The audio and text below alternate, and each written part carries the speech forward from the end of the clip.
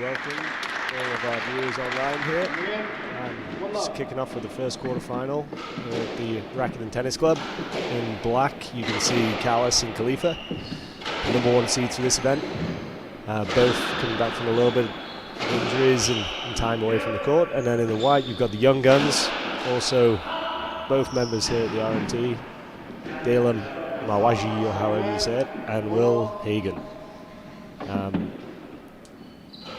Definitely in for a good game here today.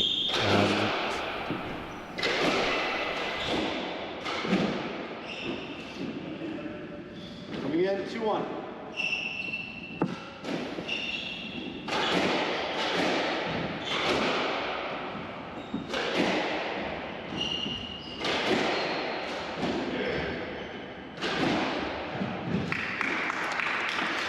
Second man on your left, 2-all. Stop. Sam on the left, 2-all. Second man.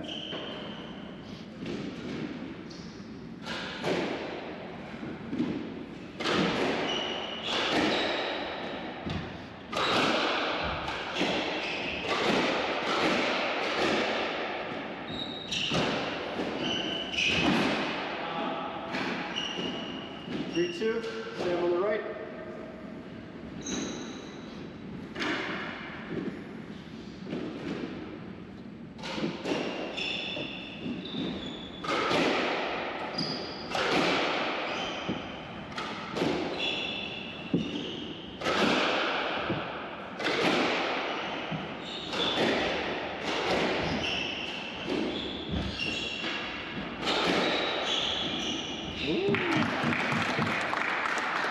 Coming in, 3-all.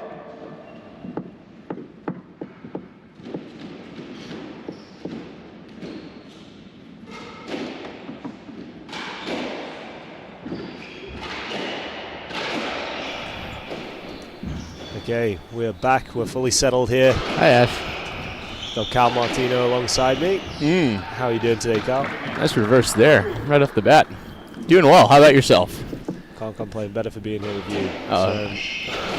It's so sweet of you to say. So it looks like an interesting choice there from Mr. Hagen. Yeah, Team White is going to be shooting a lot this match, and not always at the best times, but they're definitely prone to hitting a few winners in quick succession, so we might see that a lot today. Yeah, I guess we've got weathered veterans, I guess, even though Sam is fairly new to the game, but Callis has been around for years, been at the top of the game for a while.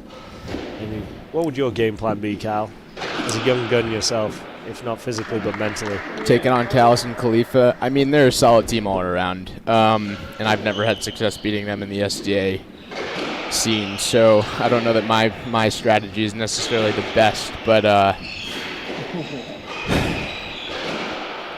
I mean, honestly, there's just not a ton of weaknesses in their game. They're pretty steady all around. They're a very smart team. They just know how to place the ball, get themselves out of trouble, and then particularly from the left side, super dangerous from all around the court. You just have to go into this match trying to be, I think, patient from White, taking in the opportunities at the right times, but it's much easier said than done against a team as high quality as Callis and Khalifa. Yeah, no, I'd have to say I agree. I think you've got to come into this and you've got to be prepared to go the distance, right? You've got to be positive when it's there and take your chances, but also when you do get flustered and they start applying that pressure, it's going to be how well can they stick to their game plan, I guess. Dalen got a lot of shots though on that left wall. He's an interesting build. Yeah, kind of an alley for ag, skinny pipeline looking fella. Lanky fella. But he hits a hard ball. And a lot of speed. It's and a lot unique. of speed. I can tell you from being tall, lanky, and slightly overweight that speed is not free. So that is the one advantage that Team White has versus Team Black, is that both of these guys are very quick, very fast. Now, with that said, the positioning is nowhere near as good, so that kind of detracts a little bit, as you can kind of see right there. Yeah, I'm not sure where Will was going, but you can see Dalem's quite far off the wall as well. Yeah. So I'm sure we'll see lots of breaking balls, from both players. Oh, Dillon getting caught out there, but getting away with it. Second man, 8 and 6. Unusual. Sam doesn't typically go for that reverse from the back. It's a new effort from him that I've not seen too much. Maybe I'm wrong on that, actually. As a local member here, Carl, what's this court play like compared to some of the other courts that we've played across the SDA tour this year? What is this court really like? Yeah, I think it's a super true court. It plays just off the walls. It plays really nicely. The most unique aspect of the court that you can't really tell from the camera angle is how high the ceiling is. So it suits a slow game really well. You know, Callis and Khalifa, they're both really skilled at, you know, obviously they have the hand skills to put a ball away, but then also showing something and then lifting the ball to reset if they're in trouble, or just to kind of move their opponents forward when they have time and then get them, you know, back on their, you know, moving forward and having to go back again. That's something that Sam in particular is really quite good at. So you can lift the ball really well here. Honestly, there's not too many things about the court that I would say are below standard. I don't know. What do you think as a non-member? I think everything you said is accurate, right? You've got the use of the height, obviously mixes and kind of favors those players that like to mix and defend under pressure using the height. But you can also, once you get 4 good guys on there that can all hit the ball cleanly and consistently hit the ball well, it really does get moving. It's quite a nice true court. Looking forward to getting on there a little bit later with yourself. Yeah. 8-9, left side.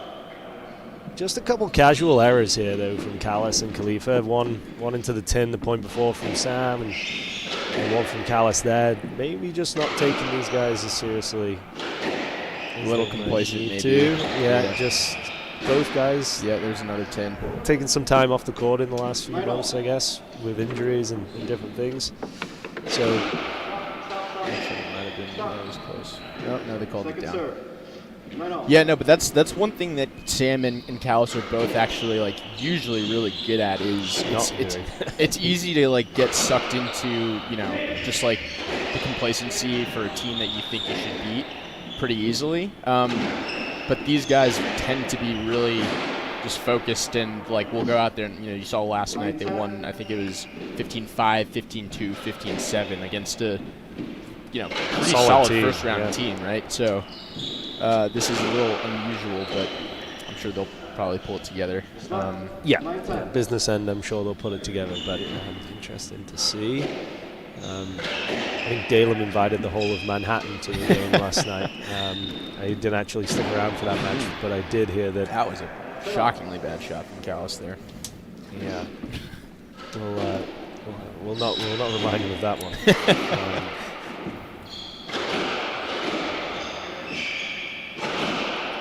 Team's trying to put some heat on it here a little bit. Callis a little bit more through the middle than he. Oh. Yeah, Sam is really dangerous from that backcourt. Like on the door, it's usually a pretty safe spot that you can, you know, put people and feel pretty confident that that's a good shot. So good finish there. You just can't play loose balls into the front with these two guys in black. Yeah. Or if you do, you just have to be moving forward. Yeah. Will, like you said, one of the fastest guys, just on his heels there. No chance.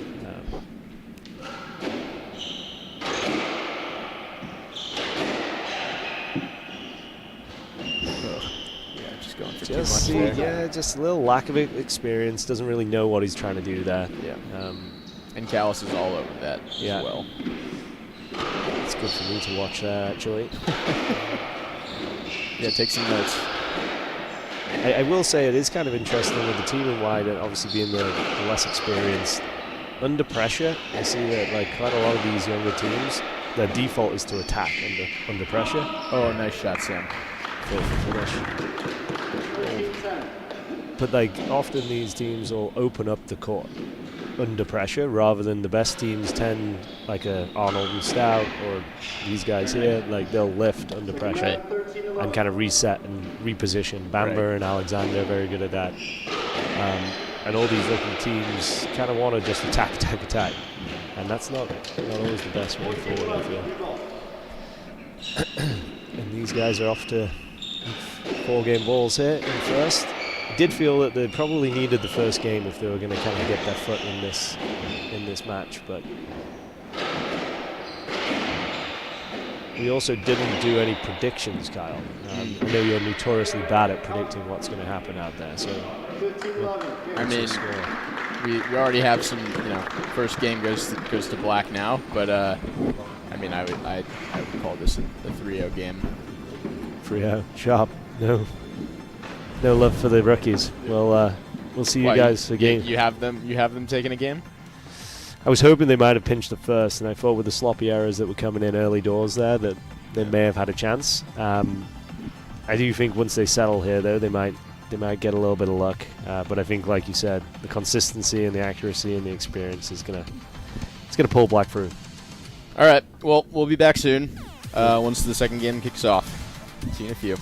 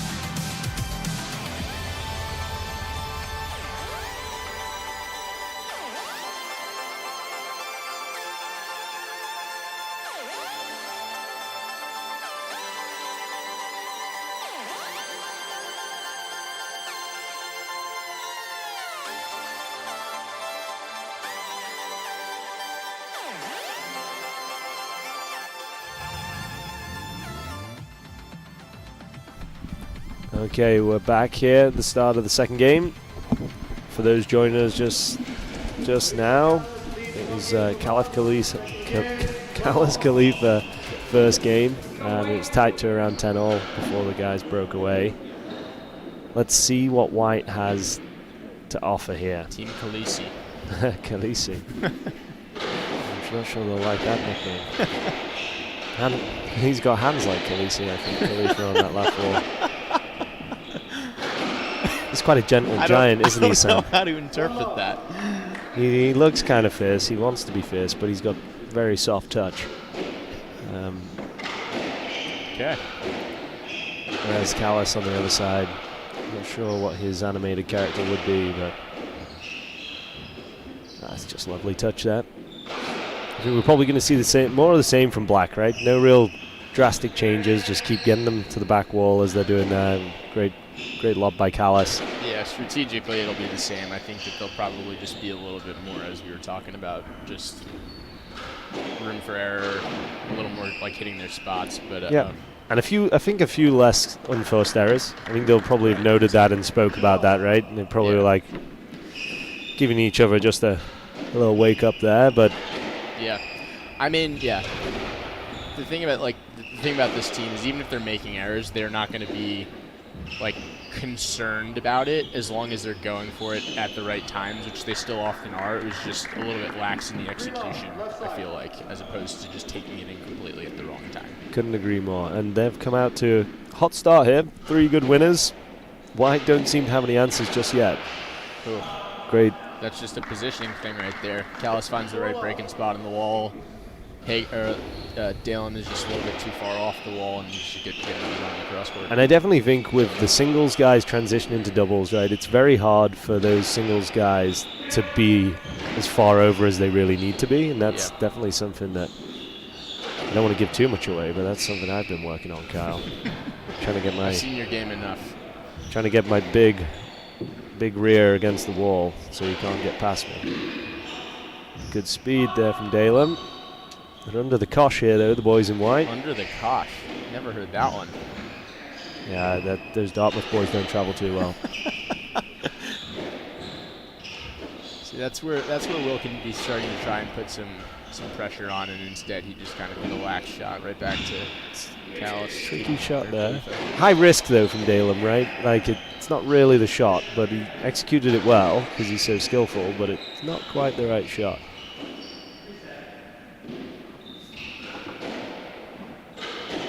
I think we've got to call Callis the metronome. He just puts it in the right spot continuously, without fail. Nothing flashy, just good squash consistently. He's a very dangerous backboard.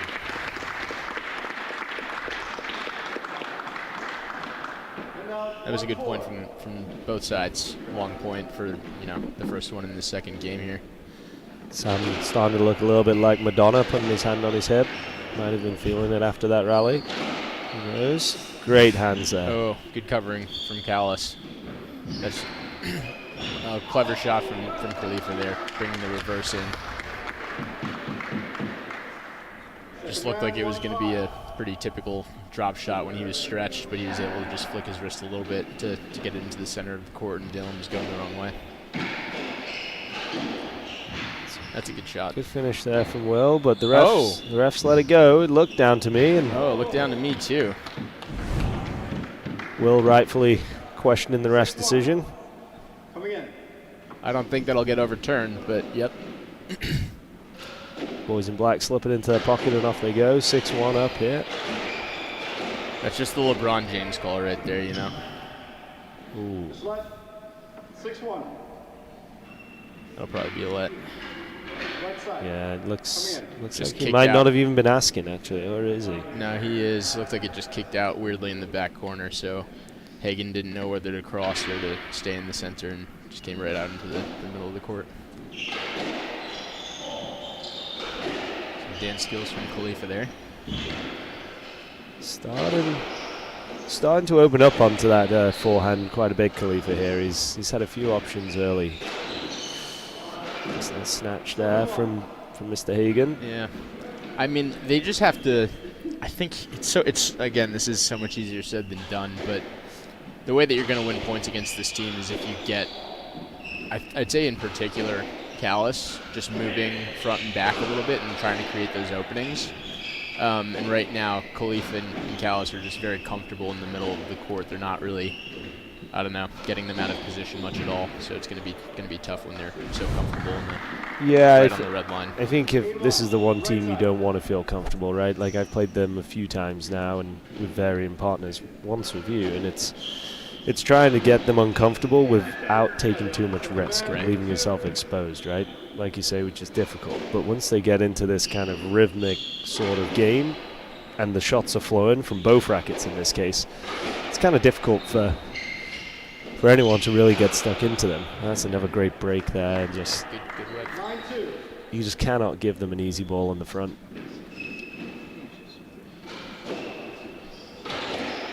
Even the ball there, Dalen would feel it's an attack, right? But it was hard hit and it landed well before the middle line. Same for there, so. Yeah. Let's try and get it over them, boys. It's good. Oh. Little ticky-tacky dancing here. Hagen definitely has some wheels, that's for sure. Oh, yeah. It's a clever shot again from Khalifa. Even with goal, Dalem's speed, that's a chunky boy play, that. Kind of running through the ball there, a little Rami Ashore-esque. Well, it's just funny because, no one's expecting the shot that basically comes right back to yourself. But when they're in that position, just a little further back, a little further to the left, because they're not expecting it, it's just oh my gosh, that's good. It's funny, that shot that Sam hit, the little reverse back to himself. My wife made me promise to never play that shot again after hitting it yesterday. My execution was not as good as Sam's. Too aggressive there. Was Sam good at singles at all? He was not bad, that's for sure. He actually had a very similar game. He was annoyingly skillful with soft hands and got everything back. He had a very mean head fake on the backhand drop. He just doesn't look like an athlete to me. For all the viewers out there, Kyle was dropped by Sam for this tournament, just to give you a little bit of background. He's definitely got that Egyptian speed, that's for sure. Loves to slide. The way that he slides into the front left court, it's a very unique movement to kind of Egyptian squash, right? Adam Marty, who was playing last night, he's a big advocate for sliding in and squeaking. I've never had the speed, so I've never been able to get to the velocity to kind of get my shoes to squeak and slide. I'd probably just break my ankle. You're a slider, Kyle, as well, there. Every once in a while.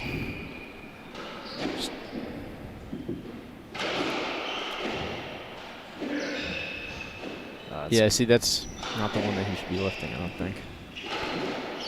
But at least they're getting them on the back wall a little bit. Yeah. Like that isn't the choice. It's a good shot, but it's high risk, right? I like him looking to attack there, though. He's got Callis behind him. He can pretty safely take it. Even it was closer to the tin than it needed to be, and that's probably not how I would have done it. But I like the strategy behind it. Those are great when they come off. You look like an absolute numpty if you put it down. When you're trying to hit the top spin, you know. You're always coming out with new words. I feel like you're just making them up. No, it's English vocabulary. It's good. But I feel like a lot of players have struggled with Dalen as he's kind of come onto the STA this year, and it's kind of a great showing here from Sam. He's not flustered at all, and he's kind of showing him how the left wall kind of goes here. That's good left. Covering a little bit. They seem to be playing Khalifa a little bit more than Callis, which I'm a bit surprised by. Not super imbalanced, but yeah, a little bit of a communication error there as well. Both guys going in at once. Yeah, especially because Dalem's been taking a lot more of those, it seems. Especially last night, you saw him in the front right, or even the middle of the court on the right side a lot yesterday. Jim Bamba mentioned actually that he saw Dalem was covering a lot in the front right, and he was a little bit surprised. He thought Hagen probably should cover his own side, and he's fast enough. That's a good shot. Oh, lovely juggle. Kind of a little top spin, short backswing, roll over it, flatten it out.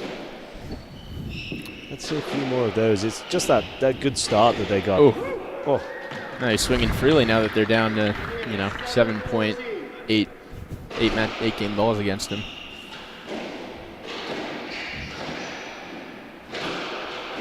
Oh, Hagen's dancing again. He's losing his feet. Yeah, they're really going for shots now. Seems like they're trying to just get off the court. Yeah. Looks like the East Village Bears might be wearing off. Here we go. Good hands. You just can't leave Callis that. You got to find your way to the sidewall there. So another steady second game. I think a few less unforced errors. And there's your scoreline, 15-8. Yeah. We'll join you at the start of the third.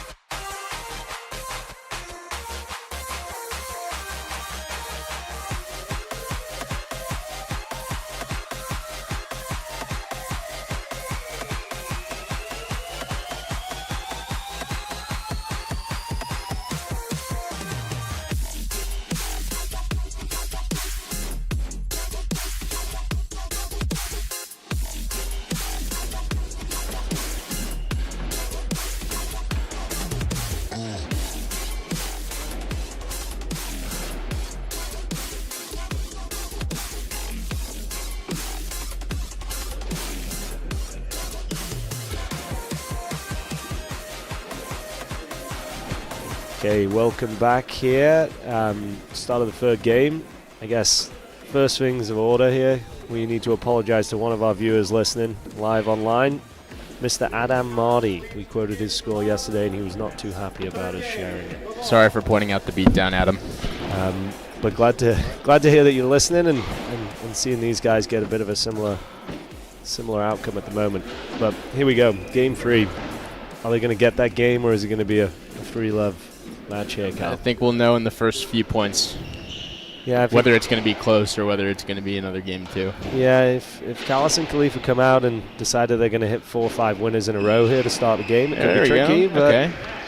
That was a good, well-constructed point there. They got Sam in the back, a couple good length shots, loose ball that Will, could do whatever he wanted with, and he just put it away nicely. Good squeeze there. Hagen's an interesting player. Obviously, you played with him once. Yep, I played with him a few times this season, but he was a couple times. He was a fantastic singles player. Played at the University of Pennsylvania.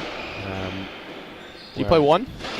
No, he actually played a little bit further down the order. Oh, really? He was very, very solid, great mover. Not a boatload of shots, but he seems to be but UPenn is kind of... Oh, this could be a stroke. UPenn has kind of just become a powerhouse recently, haven't they? I think they've kind of taken over the college squash scene. Yeah. With just all the best recruits. But yeah, Will was a fantastic player there, and I was going to say, it seems like he's learning to express himself a little bit better here on the doubles court, kind of getting those reverses going, the cross-court nicks, which is kind of cool to see. Dalem, obviously, Princeton Tiger, similar to Callis. A few years between them, but both Tigers. And then we've got, obviously, the Lonely Lion on the left wall. The Lonely Lion. Sam Khalifa. So good. I guess they've kind of stopped them running away with this here. I think these first few rallies, like you say, are going to be important, right? Getting them to the back door there, getting an opportunity. That's a let ball. You got plenty of room to play that. Just not right shot, though, is it? No, not the right shot at all. I'd like to see him kind of take something in on Sam there, who's hanging a little bit back. Yeah, Dylan just likes to take in that reverse right off the serve a lot. That's what he's been trying to do, it seems, a few times, especially toward the end of the second game, or middle of the second game. And sometimes it's just not the option, right? You kind of got to work them out of position, these two, because if you don't get it perfect, they're going to come in and really hurt you, right?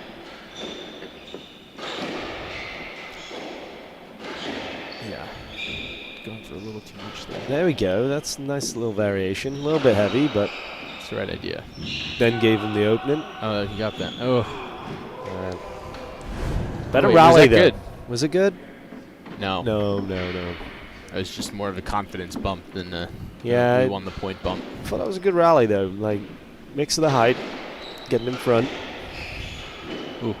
Nice, out the back pocket, but again, Sam really likes it from that front left spot. I mean, especially when, as we've kind of been pointing out, Will hanging back a little bit too much. If you give him any space to go into the front right, he's going to take it in pretty well. Yeah, I just felt that one. It was a half chance, right? He was alongside Sam there, but used the body there.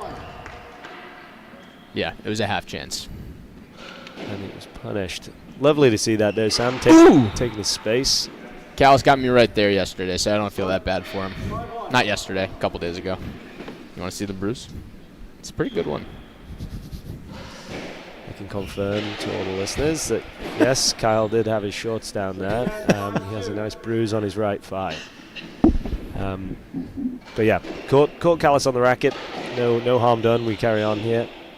They seem to have built a nice solid lead again, very effortlessly. I think that's one of the things with Callis and Khalifa. They just apply that consistent pressure and often find themselves with a comfortable lead in a lot of games, which I think allows them to shoot and kind of open up even more.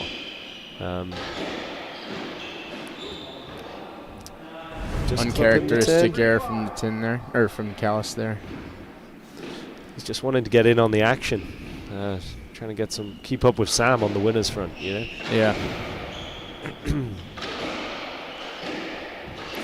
I would like to see them just, I don't know, mixing up who they're playing it to right now, because I still feel like they're taking on Khalifa a little bit too much, and just trying the other side a bit. I'd be curious to see how that panned out for them, but I don't know that we'll see that or not. Yeah, it's interesting tactic kind of going to Khalifa, as I know he's on the backhand, but obviously he's very quick and he's got a lot of damage. I do love to see that though. Good 1-2 punch there from Dalem. Yeah, not a pretty movement into the front either there, Sam. I know he had an injury in his ankle, maybe just not wanting to kind of throw in the lunge there, but he's turned, he's out of position. Yeah. Dalem's got to get to that side wall there, I think. He needs to acknowledge that Sam's going to go there. You just can't leave the ball there for Sam. It's good spot and a very ballet-esque dodge from Callis.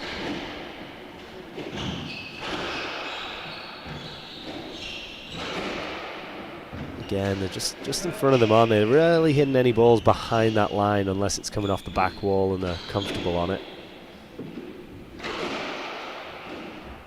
One of the things about Callis is he is constantly looking for the backhand through the middle. So a lot of players. Oh, that is fantastic finish. Yeah, you can't leave him there. It's too easy for him. Falling back, fade away. Oh man. Step back, Nick. I'd love to see it. But yeah, what I was saying, Callis, he's constantly looking for that backhand, and there's a couple players a lot of players you can kind of safely hit it through the middle of the court onto the backhand, and they're not really expecting it. But Callis, it's a dangerous. He's actually hunting it. He's hunting it. He's looking to take it in as an opportunity. Yeah, that's a good point. So again, they've kind of pulled away, and it's a sloppy reverse there, just opening up the court. They're under pressure. It's a great lift there from Callis, of course. Oh, and just a casual finish. That is one of the things, when you asked me about the court earlier, the one thing that I struggle with on this court, I just can't seem to figure out, is when you hit the skid boast, it grips a little bit. And it kicks out into the middle. It doesn't really get through. And that's what just happened right there. It came right onto the red line, and Callis was just able to put an easy winner away. And then the court, I think, really does take in a good winner. Yeah. So it's kind of a double whammy. You know, it's hard to get that ball through the skid, and then obviously it leaves that attacking player to go and finish a ball clean. Ooh, get him. That was a good look, though. That will be a what? 10-4. Yeah, definitely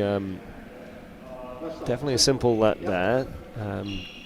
Guys in white here, want to see them give a little charge here and they take the game to them. Even though they're down 2-0 and they might be going out, leave that. Yeah, Dalem is just too far off that wall there. We've been talking about it. 11-4. Yeah, some of the best players aren't the fittest or the fastest looking players here on the SDA Tour, but they certainly know where to position themselves, right? I think the positioning is kind of an element over the speed that often gets. Just look at JR. JR, who's unfortunately not playing in this event, but hopefully he's watching. You cannot get him out of position. But he doesn't look like the fastest mover. He gets there, though. He certainly does. And he gets there and he puts in a lot of winners. Could have played that ball. You got to hit that ball, in my opinion. They're going to call it a let, but you should have been playing that one. I'd like to have seen him take the initiative and rip that one down the middle with Callis stuck on the wall. Yeah. Ooh. He does have a fairly large prep, Hagen. He does like to really wind up that hammer, and he picks it up late. And I think that's where he's clipped the tin there. He's not got the racket up in time. So 12-4. Looks like, Kyle, your prediction was right. It's the first time for everything. It's a wonderful shot from Sam there. You can just see he's kind of got Dalem. He has all the options at his arsenal there. It's a good pickup.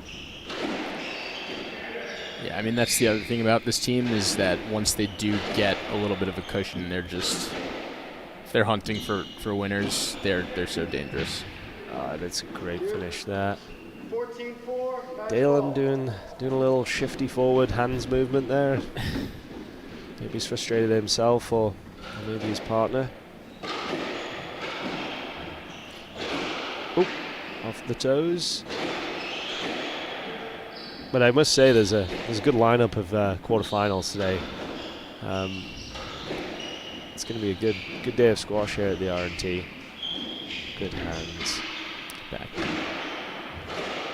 Oh, Sam. Very, very silky. Is probably the best way to explain. Oh, don't say that's how it ends. Oh my gosh. That is fantastic. Did that?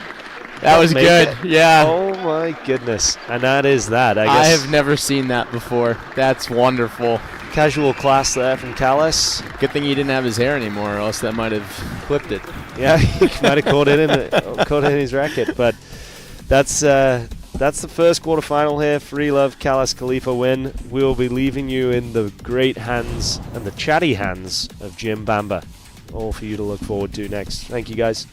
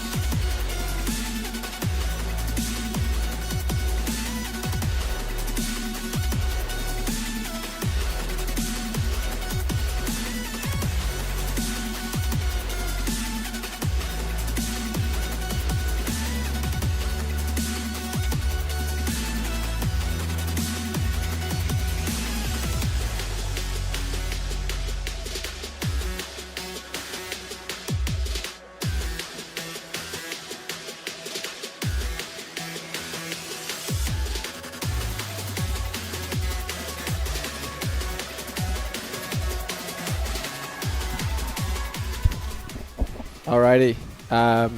Welcome back for our second match of the day. So, passing over, it's me, Jim Bamba here, and joining me is a member here at the Racket and Tennis, Browning Platt. Welcome.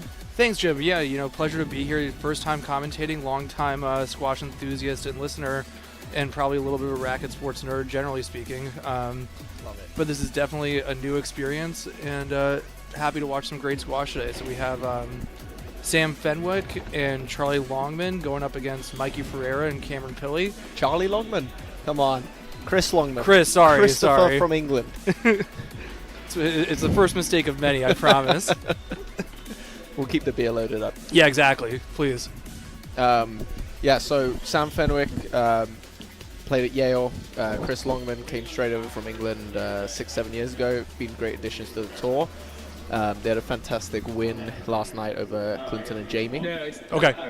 2-love up, looking good, and Clint, Jamie are very seasoned players, very tough to beat. So they came back, put on a good show. Went 5, great match, 13-0 the fifth, had everything. Jeez. This will be a big test here. Mikey and Pilley, they made the final of the Briggs Cup. They've had a lot of good results this year, so tough team to figure out. Will be a good test for them. It's always fun watching Mikey and Cam play, right? Mikey with obviously the unique two-handed backhand, and just goes for that reverse over and over again. It's awesome to watch. And Cam obviously hits the ball a ton. His transition from singles into doubles has been great for the game. Obviously, great to watch. Yeah, and it seems like he's kind of taken that next step over the last kind of 2 to 3 seasons, right? Yeah, him and the big PSA stars Pilley and Cuskelly, they were a force. I think it's great for Cam that he's mixing up his partner now that Cusk went back to get some more experience with more of a doubles player. But yeah, he hits a clean ball, knows where to stand, got some great shots. Everything you want in a right waller. And the other thing is, he's one step away from every ball, right? He's really just big boy. Yeah. How tall is Cameron? 6'4", 6'5"? Gotta be, right? Yeah. He's a big boy. Yeah, terrifying. All right, here we go. Away we are. Let's get some early predictions. I think Mikey on the home court might be too much for these guys to handle. Yeah. So I'm gonna go gentleman's sweep, 3-1 to Mikey. How about you? What do you think? I think that is probably the bet. But I'm not boring. I'm gonna give you something else. Let's go 5. Oh, maybe not. Let me go 5, but black. Yeah, I think the combination of Cam's pace with Mikey's precision is it's challenging. Yeah, I think the big thing here is if White can get if Mikey's got his 2 feet on the red line, it's probably going to be 3-love. But if White can get that type of play going consistently, and then fix their positioning, could be interesting. But if not, I think Mikey's just going to be Mikey. Yeah, it's a fast start for Black here. A couple of winners from Mikey and one from Cam. I guess. Oh wow, that's. Pilley's going to love that. Yeah. What do you think about the court here? I hate it. It is a beautiful court. Actually plays great. I think I've just had 1 win in 8 years, so it's nothing to do with the actual court. It's just my experience. Listen, I love the court because it's aesthetically beautiful. Yeah. I find it plays a little slow, actually, from time to time. Very true, but super slow. Like I don't hit the ball that hard. Yeah. But I feel like you have to hit the ball Monic pace or Cameron pace to actually get rewarded. It's weird. Yesterday when we were trying to figure out the court, the serves looked that was pretty down. Yeah. A couple of the serves. Yeah, even when you're trying to throw up a lob, I feel like some jump off the front wall, some don't. Mm-hmm. But then in the earlier match today, the pace was pretty high. So I think you can play slow, you can play fast. So I think once these matches go into the later rounds, we'll see, all the different styles of, the teams come out and see what works. Besides what I would imagine your favorite court is as your home court at Heights, what's your favorite court in the New York area at least? Good question. I don't actually get out and play at too many other courts. I grew up on the round hill court. Well, grew up. Yeah. In my 20s, I started on the round hill court, which is very similar, plays fast. Love a 3-wall boast there. Do you see that back wall? Yeah. Back wall 4-wall, I guess. University Club's great. I think they're all just so beautiful in their own way. Yeah. My home court is really where I grew up playing squash at the Union Club in New York, and I find that doubles court, it's divisive. I love it. I think it plays quick but true. The ceiling's high enough, and you can make it. I think it rewards good balls. Right. Good spot there for Mikey. It's always nice when you see people taking some, good shot, balls through the middle. Yeah, I think that's interesting from an amateur to professional perspective, where you guys just play down the middle so much and just go to the wall. And does that kind of impact if you have two righties or a lefty and a righty? Are you playing in the middle more or less? For me, it's all about the way I'm a very defensive player. I love the tactics. For me, it's all about trying to put the ball in safe spots. So if you're doing a lot of this and you're putting the ball on Cam's forehand, I don't like the percentages in the long term. So that's why for me, there's a lot of, when I play a team like this, actually Mikey's forehand through the door is very, very scary. So where that middle red line is just slightly to the right is probably where I'd set up a lot of the play to Cam's backhand at the door. Okay. And consistently over the game, I think we'll end up in better positions. So going through the middle can work really well. A little bit boring, but sorry, I feel like we've blinked and it's 8-1. So sorry for all the people that we're talking a lot of squash here. Do we have a viewer count, by the way? Do we have that data? I think we're at 20,000 here right now. So maybe, we'll see. We're at about 20,000 divided by 1,000. I think is the number. But, these guys have gotten off to a hot start with just. It's a combination of shot making and pure pace, right? Yeah. Just opening up good windows and then executing. You have to stand far up the court against against Mikey. So I think there's been a couple times where it's gone in and the boys are just trying to get there, but they should really be anticipating it like that. They should be Chris should be moving forward on that already.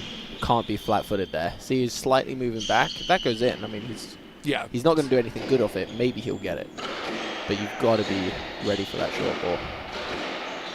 Nice break. See what Mikey does so well. Chris broke it on the sidewall there, but Mikey fires in a super wide cross court, which is something that you don't really see, but he's a very experienced player. He handles that break well. He never looks rushed. Yeah. Obviously his... See that again through the middle? He's always hitting something different. Is that a left or just a good spot? Nice, Longman. Use your body. Get in the way. There you go. Winner. Here we go. Bit of a run for White. They do have a lot of shots, so I think now that they probably got a little bit settled. Get up. What happened there? So you just carved it in there? Lovely. Whatever works, I guess. It didn't seem like anyone took a step up. Oh, there. Something happened. Maybe it was a frame. Pilly probably never framed the ball there. It's too good. Nice break from Pilly. Oh, get it. Oh. It's always interesting talking to Mikey about squash because he hits the reverses in a different way, where he says just aim for the crack in the middle of the two walls. It doesn't matter if you get front wall first or side wall first, as long as the ball's going up there. It's always a great play for I'd say for all levels, but especially like beginner and intermediate. At that point, it's just if you miss either way, it's going to be very good. So. I'd like to think at the top level there's that next level of detail which you need, but if it's that good anyway. Oh, new ball already. Bit surprising. Harrow, come on. Could be the first of many here, but at least you get Cameron to warm it up, which should take, 10 hits from him? And ball's good to go? Yeah, look at that. Nice technique. Aussie. All right, looks like the White have steadied the ship a little bit, which is great. I would like to see them put a bit more work into just moving Mikey up and back. Again, him stood right there where he is, just teeing off is it's too dangerous, the worst thing. So it gives me nightmares. I guess that's what you have to be careful of, though. If you overhit that cross court and Cameron goes over and covers in the middle. I'm fine with that. You're fine with that? Okay. Yeah, I mean, Cam hitting out from the back, he's got good shots, but much rather that than, you know, might be chopping down the tree from the middle. Where is Sam full time now? Sam Fenwick? Yeah. He's at, I believe, Marion Cricket Club. Got it. Right outside of Philly. Yeah, with And Longman is Scott DeVoy. Longman's out in Philadelphia too, right? Yeah, Germantown. He's doing a great job. He's got a bunch of juniors there. Both those clubs are fantastic clubs, great programs. So it's nice that they're able to get away. It's a little bit past, you know, the season. Nationals is over, so hopefully the clubs are able to, you know, it's great that they are able to get away. They're great additions to the tour, and as you can see, getting through a tough team like Clint Jamie, we just need to see them more out here.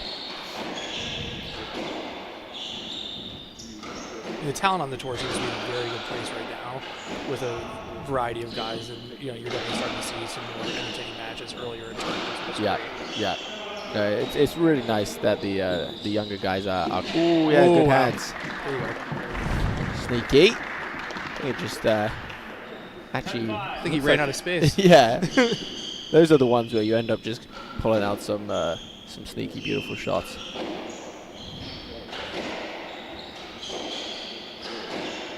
Nice ball. That's the type of play that White needs to do to Mikey. See how he just stood there? You do not want. The odds are not good for you. But they'll take that. Oh, I believe it's actually, yeah. Oof. Do not give Billy that big forehand. Yeah, he's got that, just the different type of sound when he cracks one. Yeah. Boom. Although, that's good pace Nice, from Mikey there too. Yeah. Yeah, White just haven't established that length yet, and I think Mikey's having a bit of fun out there right now. Yeah, you got to punish that. Ooh, got a hit, good. It was a little cheeky, right? Yeah, no, he had to do it. Mikey was in the way a little bit. He waited. I'm saying, I would have liked to have seen him take that ball earlier. Yeah. As opposed to letting I it think down. he thought it was going out. Got it. Nice play from Mikey. He's setting it up really well. Boom. Trademark. Go on, big rip. Shot. Just wait for Fenwick. If he gets a few opportunities, I'm calling it now. Ooh, just down, I think, unfortunately, there from Bill. Fenwick got a beautiful volley reverse. He kind of like brushes over it. It's when he hits it, tell me what you think. You saw a lot of it yesterday. It's a fun one. It's one of the better reverses I think on tour right now. By the way, what is Fenwick's connection to USA Squash? He played for Wales internationally, I think, right? I think he just got a. He just got some merch. A free shirt from US Squash, so yeah, it's tough to get a nice pair of whites and stay white. So I think he's. Oh, come on. That was a good look. Yeah, it was probably on. A little bit lazy. Longman with always the head fake when he hits. All right, bit of a free point. Black need to just be steady here. But I think they need to do too much. Just keep the pressure on. Wait for the opening.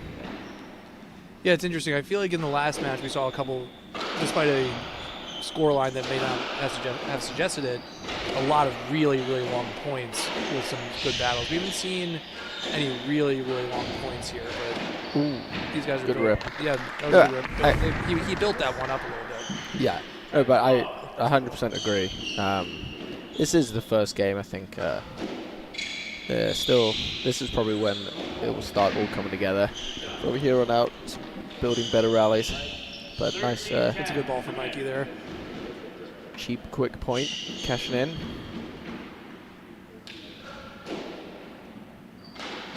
Reverse. Just cannot give Mikey that. Yeah, lovely Pilly. Pilly's, I think, had a good first game here. He's Fenwick in the wrong spot. Pilly's a good eye to see that and take advantage. All right, 5 game balls.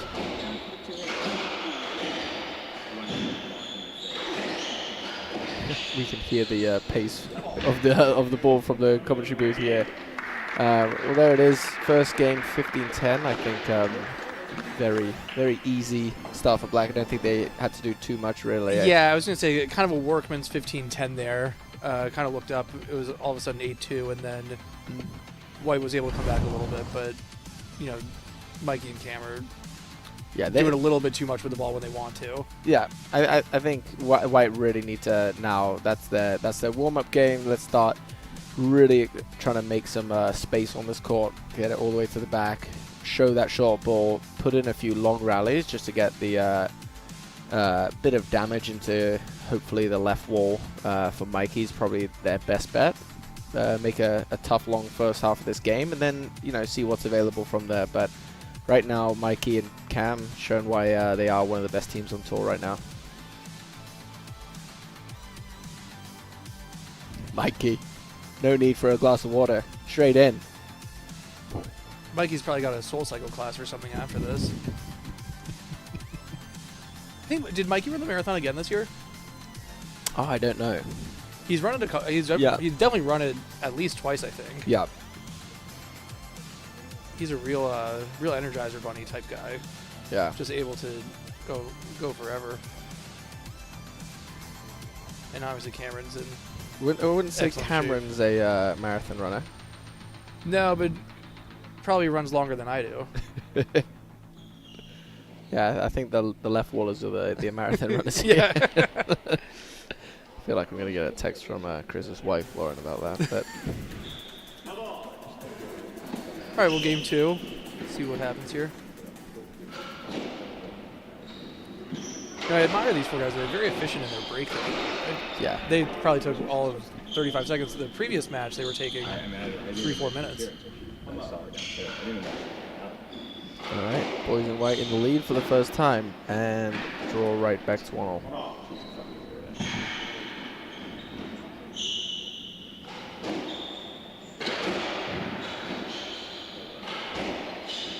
You can definitely tell early on they're targeting Mikey already. Yeah. Which is good to see from them. Yeah. It's funny watching this. And always when I've seen Mikey hit the ball, he's always making sure he hits a wall. He goes front wall into a wall, and he's very consistent with that. He's just very experienced. Boom. Good break. Good lead there, Sam. Call that one a lead.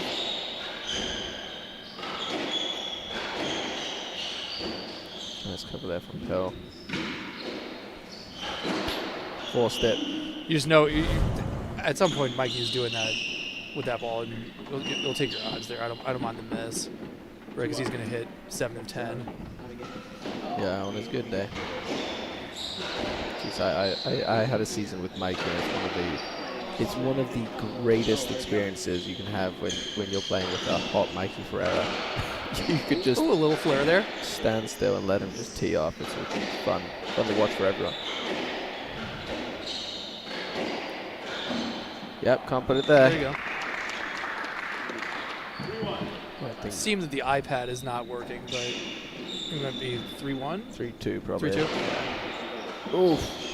Beautiful from Bill. Look at that one. The control. Gentle.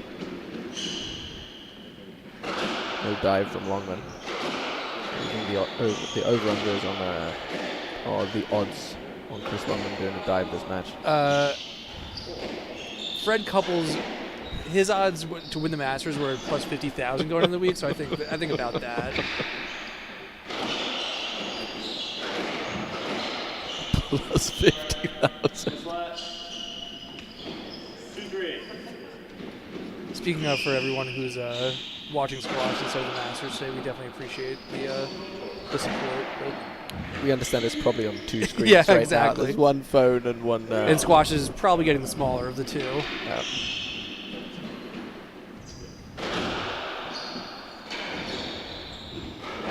We should definitely get a hashtag going and get some comments from the couch, get some people to throw in some questions for us. You know, it's funny. I don't think we have I don't think we get comments on the squash. We get it on the court tennis and they like pop up on the screen.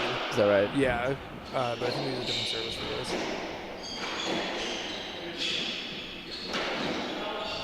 What's the rest of your season looking like, Jim? This is it for me. Is that?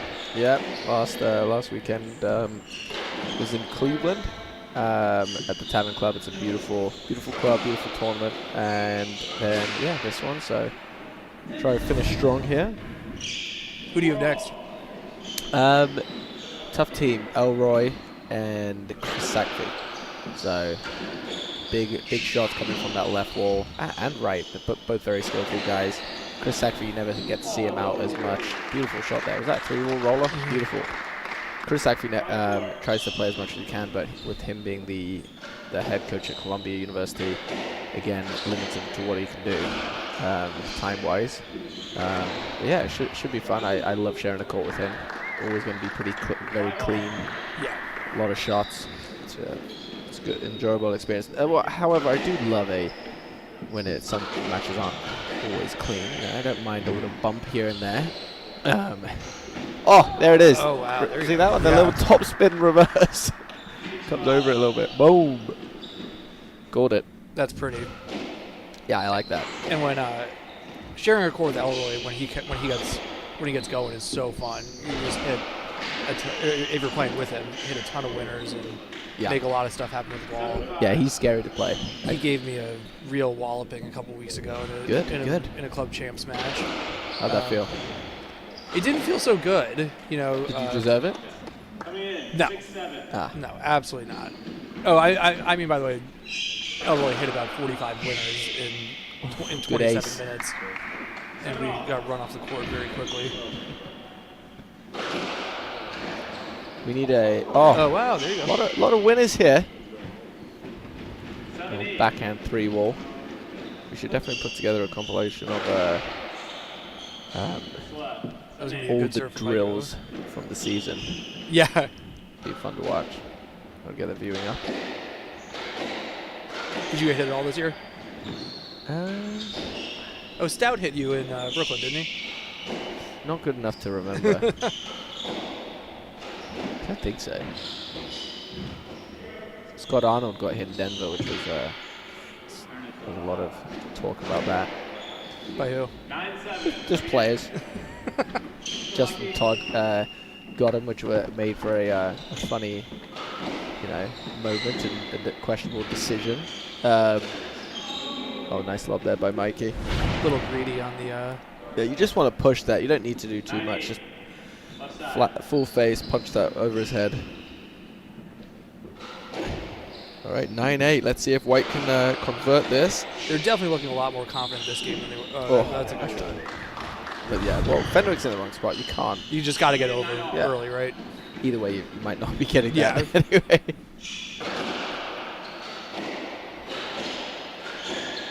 Oof. Got to get it over.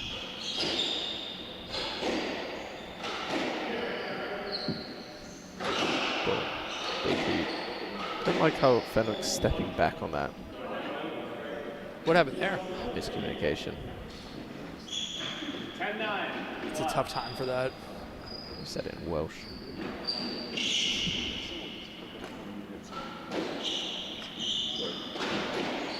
Getting into the money points. Let's see if Mikey and Cam can kind of. Mikey would probably. Oh, that's a stroke, unfortunately. Longman, you can't dispute that. That's. Hit it right back at himself. Good effort trying to talk the ref out of that one. It's not happening. Do we know who we have refereeing this match? The boys from the first one, so it'll be Dalem and Will and Khalifa's my 3. So should make the right calls. Yeah, those boys have been a fun addition to the tour this year. Dalem was actually my member guest partner at the Union this year. Good pick. Which was really, really fun, and we were doing quite well until my injury. I had to pull out. It was unfortunate. Yeah, it's a great ball. There it is, and a bit of passion. Love that. 11-10. Come on. 11-10. Love to see it.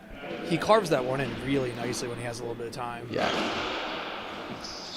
I love it when you see the passion come out of players. You need more of it. Greedy. Yeah, Mikey. Always going to pick you apart there if you give him that. 12-10. That was very fundamental for somebody that has a pretty unorthodox swing generally.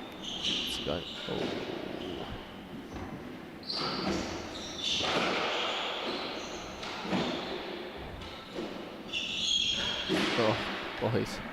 So this is the part in the game where I think the top teams really stay disciplined and do not give you these type of errors once it hits that 10-0 range. I mean, you get a couple, but if you want to beat a top team, this is when you really dial it in. Oh, wow. I mean, that's what you're gonna get though. If you put it on the door there, you know, you kind of, that's just fantastic shot, Mike. But you want to keep putting him in that position. I think the odds are overall, hopefully, you're gonna come off in a better spot. But Fenners has got to go way up. Every time Mikey's touching it. Oh, or pill. That was a little gratuitous from Cameron there, but I like the down there. Yeah, it must be. Yeah. Big sigh there from.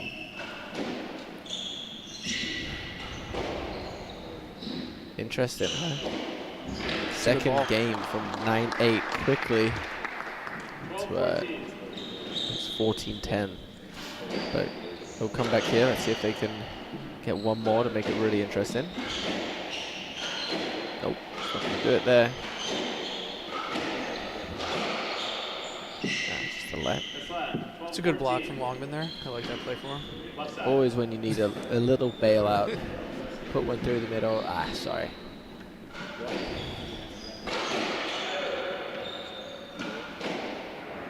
Turn, up you go. This might be so dangerous. You just never know where it's going to go.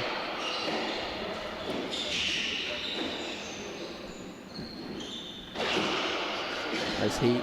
Oh. Good, really good spots.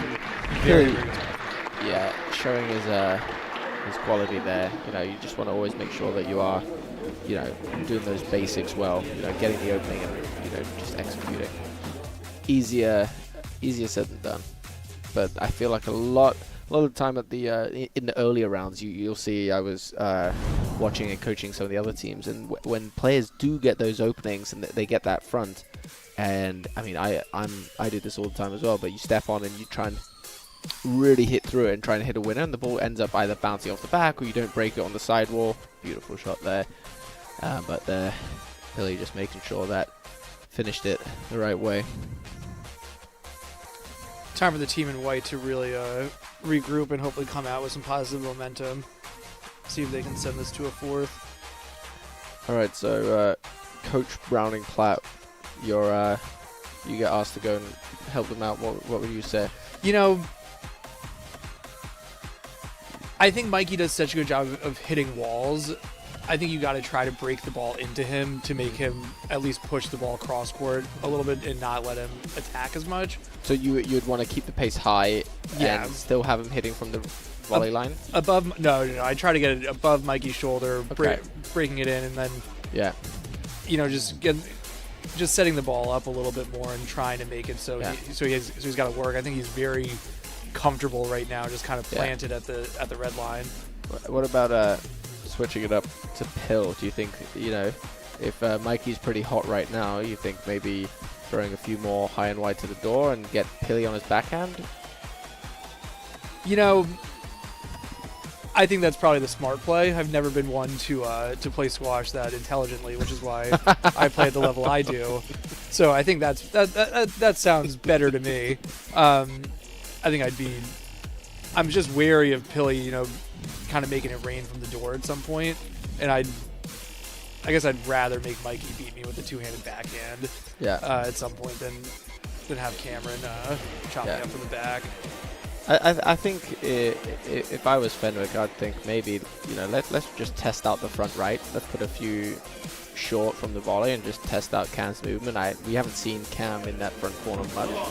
So if at all, actually. I don't think... I actually like that. You know, Sam hits that little cross drop so effectively, keeps it so short. Something like that, trying to mix it in, could be very effective. From here, from where he just was at the door, a little reverse from Fenwick.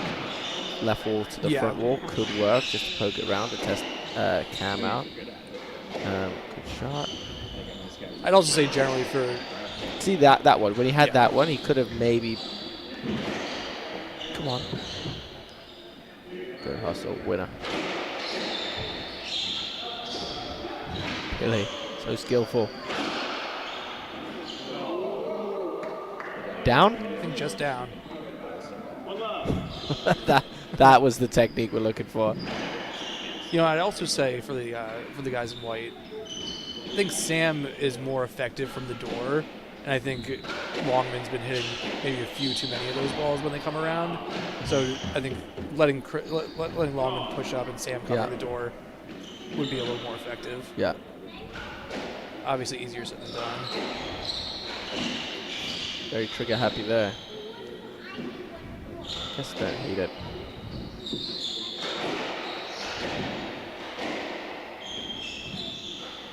Really just good stuff from Black. Just so solid. They're not really having any holes in their game right now. Good positioning. If anything, is coming from just errors on going for shots, but it's not like there's gaps in the team. Oh, such a good break. Smart play from Pilt. It's the second or third time he's caught Sam on the on a short cross court. Yeah.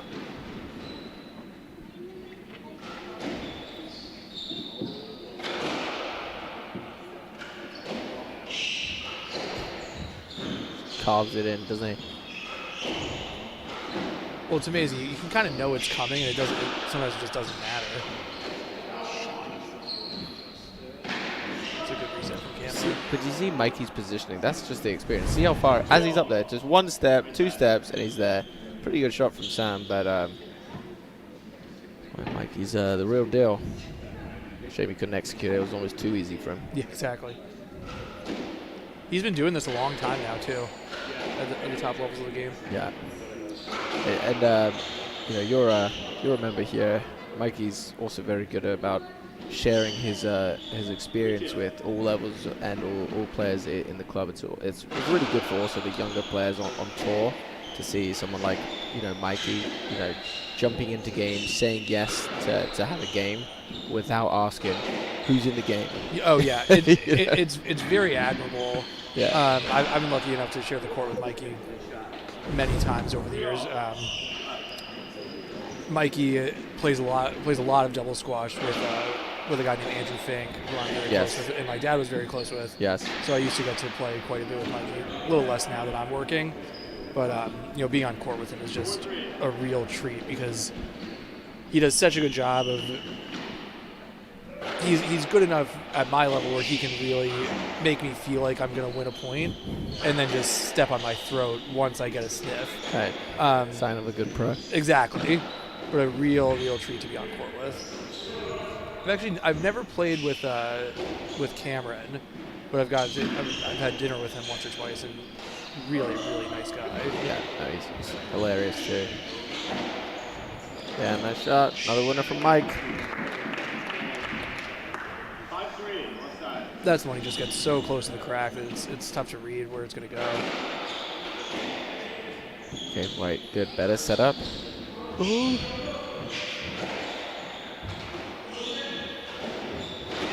Yeah, just having fun out there now. Really expressing themselves with some fun shots. It's good to see. Oh, top spin. It's a good dig. Well done. Fun stuff. Look at Longman. I think Sam's had almost enough out there now. Yeah, he looks good frazzled there. Everyone's loving it. Always with a smile on his face.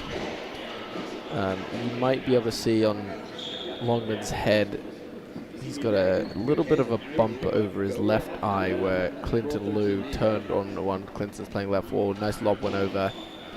Ball was dying on the back, bounced up, and Clinton decided to hit a 3-wall boast from the back left, hitting the right wall first, but unfortunately it didn't quite make it there before smacking Chris in the head. It was one of the better ones of the season. Yeah, that's tough. Yeah. Anytime you're going opposite 3 walls, yeah, there's always going to be some chaos. It's a statement. Oh, yeah. Johnny Smith hits that one really well. I mean, I mean, if you're turning on a ball in a tough position, you have to hit that soft through the middle, unless you're willing for things to get wild pretty quickly. Clinton is usually ready to let things get wild pretty quick. talk about a guy, by the way, that can hit winners in bunches. Yeah. He's fun to share the court with. Yeah, he's good. He's one of the, again, just like Mikey, put him on that red line and you put a bit of pace into him and he's just going to use it very well. Oh, big juicy forehand there for the Welshman. Was Yeah, see, that's the one. Took from him. From a dodgy wrist from Longman. All right, Black's running away with it here. I think this is probably the last chance from White to try and make a push here. It's a nice tight ball from Sam. It's good cover.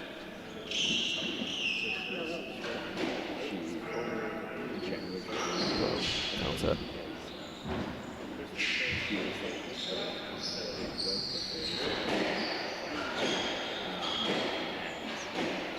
So all of those have got to be going through.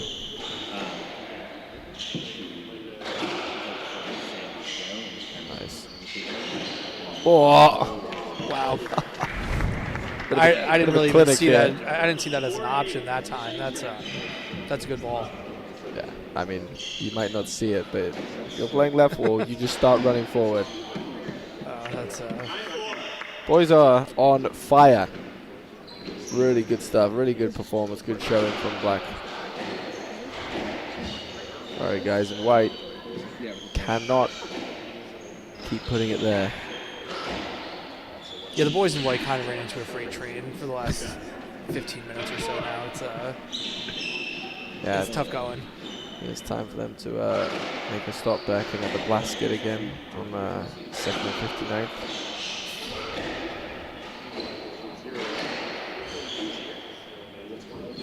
Must be nice for you this weekend being local, right?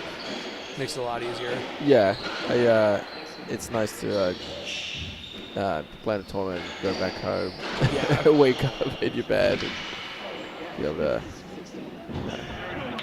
still keep a regular routine going. 10-5, right side.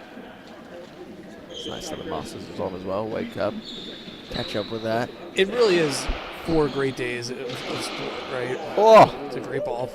I think Mikey saw that.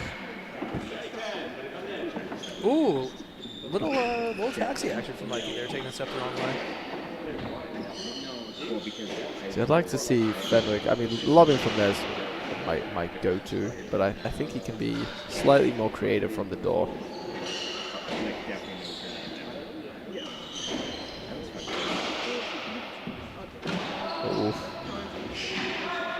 Saw that one quick. Yeah. Uh-oh. Gotta go, Fetters. Angle again.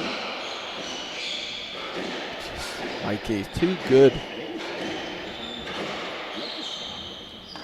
It's a good spot right into the body again. Yeah, I mean, see, like, he's just not hitting that same shot. Like, it's always a new angle. Very cool.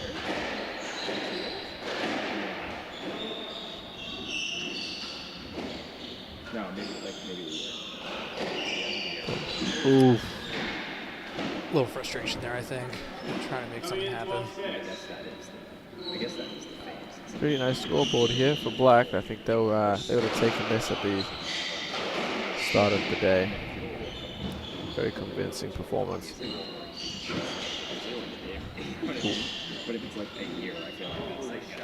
You know, the cut line floater reverse from the front is typically not the play there, unfortunately. It's not advised. Can't think of a worse thing to, give that to. Big power from. Ooh! I thought that was the winner. Yeah. Again, Mikey's positioning. Knows where to be.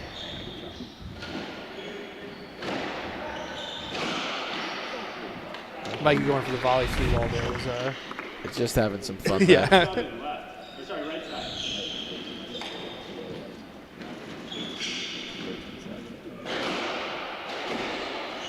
Who would you say hits the hardest ball on tour now? Obviously Cam hits a big one, but Oh, look at that, guys. Clip it, clip it. little flare We like that. on the topspin. Wow. Who hits the hardest? Don't know. Billy's good for a. I'm gonna give us Pilling, yeah. Has to be, right? I mean, for a long time, I feel like Monic just hit the ball different. Yeah, I mean, it was a different sound for me. For me, Monic, when I shared the court with him a few times, I'd say a couple times, when he was, when I was first starting and he was in his prime, I mean, it was just unbelievable, the sound. Yeah. And just the feeling of that. I played Mudge Monic once on the Round Hill court, and the way this ball was bouncing was like bouncing up and bouncing That's great. over my head. I've never experienced it. Me and Clive Leach took them on, and they were pretty fired up that day. That's another story. But they they beat us up pretty bad, and that pace is just Playing doubles with Clive Leach is one of the most fun things in the world, though, right? yeah. It's really special. What a stories. His longtime partner Blair Horler taught me how to play squash. Oh, awesome. So I got to play quite a bit with Clive as a kid. 9-14. Never stops talking. Yeah. Actually, he'd be great for this job. Yes. Yeah. Yeah, come back, Leachy. Come on. We miss you.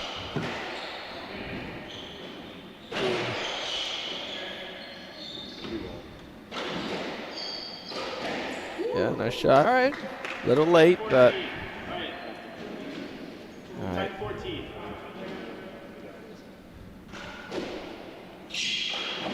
Boom. That's not nice, Mikey. It's a bit of a thanks for coming. Yeah, exactly. Good, really good show from Black. I think they're looking good. I believe they now go on to play who just won in the previous round, Khalifa And Callis, which that is going to be a very, very fun match. So I believe that's at 12 tomorrow. So that's a very fun one. Everyone's going to have to tune back in. Jim, thank you very much, man. That was fun. It's good It's stuff. a real pleasure. And I guess we have a little bit of a break here, and then we'll get the next guys on. And the 20,000 of you watching can keep choosing squash over Augusta. The next one is as well, for those wondering, we have Ashley Davis and Thijs van der Pluim taking on Kyle Martino and Josh Hughes. It's going to be a great match. We got two lefty-righty combinations. So, yeah, tune back in. Sweet. Thanks, guys.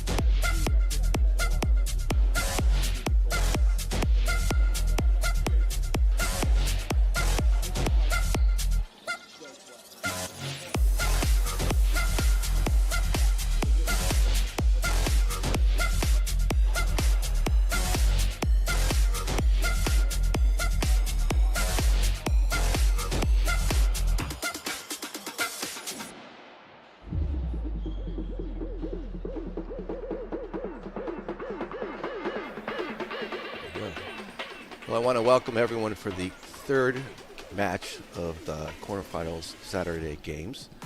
I am Liam Coleman, and I'm co-commentating with my good friend Mr. Ben Lawrence. You should see some good action here. We've seen first two matches were 3-0s with some dominating action from the boys that usually do very well, so we weren't surprised there. So, but this one's going to be a lot more evenly matched, I think. I think that this thing, there's no reason why I couldn't go 5, but it's going to be good. Ben, any words of wisdom here? Happy to be here to start. There you go. Alongside you, Liam. I agree. I think looking forward to a good match. I think these teams are probably on paper a little bit more even than the first two matches, and certainly a couple R&T guys who are playing very well. I think Josh Hughes especially has had a nice kind of season, or last year, has really figured out ways to insert himself more on the SDA, and let's see what happens. Well, as they say, it's all about picking a partner, right? So I think he's doing well with Kyle, and Kyle has really moved up the rankings. He's done well, and here we are, we got 1-0. Flying Dutchman just going for his winner right there. Yeah, nice spot. Yep, there he goes. So there's a pretty interesting team of the Davies and Tice. They were actually fellow University of Rochester players, and Ashley was smart enough to realize that Trump was going to be re-elected, and I think he was worried that he might, like his green card, or he might get deported. So he was quick to walk down the aisle with the infamous squash legend family, the Urbina family, and marries Maria Elena, and I'm sure they're in the stands right now watching him. And the Brit was smart on that one, so we got kudos out to the Urbina family for making sure that Ashley can be in the United States. So.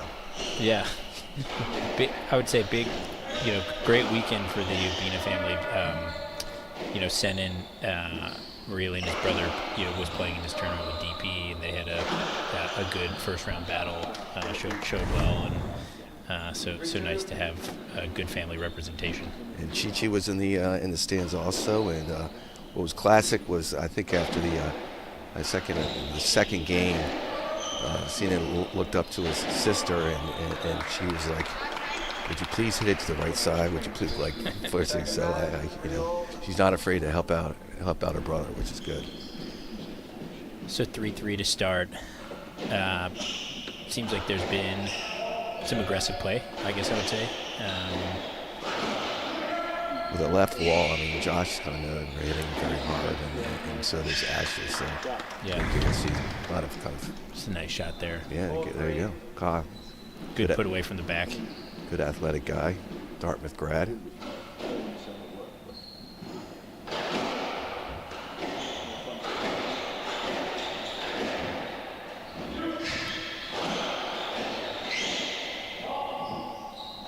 Too high there. Yeah.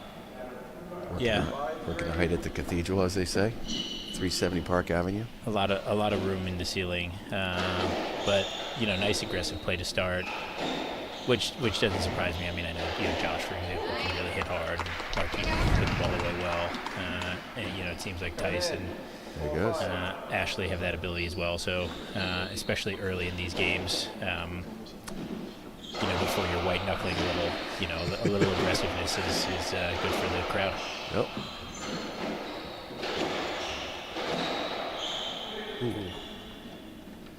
Hopefully that didn't hurt too much.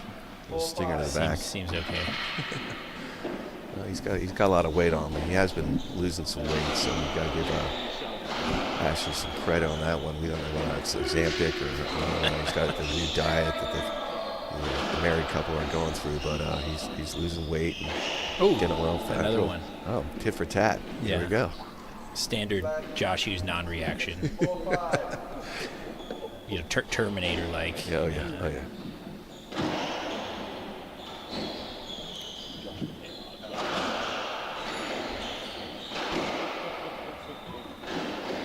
And again, just I would say some aggressive play to start. Yeah.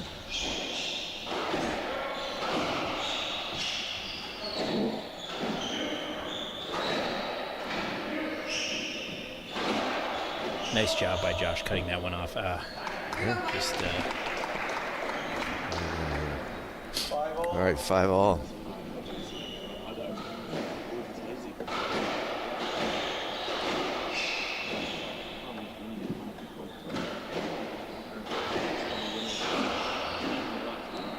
it's a nice ball. Yeah, Ooh. Held that well. You know, I wonder, what do you think, Liam, you know, kind of the right strategy for these different teams? You know, I think making both sides pretty well. And I think the big thing is like what's dictating the game. Is the left wall going to be dictating the game? That's usually what happens on pro level. And whether or not they wear down, I mean, all four of these guys are in pretty good shape, and it's doubles as opposed to singles, so they used to have a lot of energy. wow, was that ball? Wow, that was up. What a really nice put away. Yeah. There he is.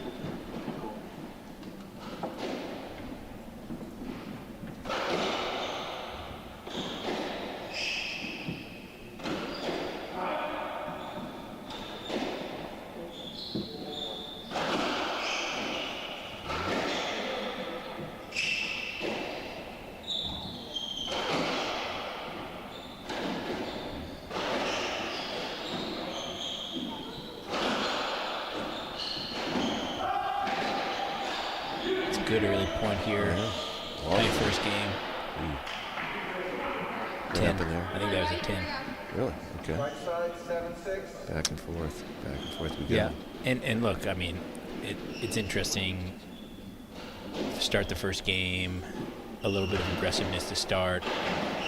Now it's you know, getting a little closer, a little less shooting. Although as I say that, all right, now it's I 7-all. eat my words.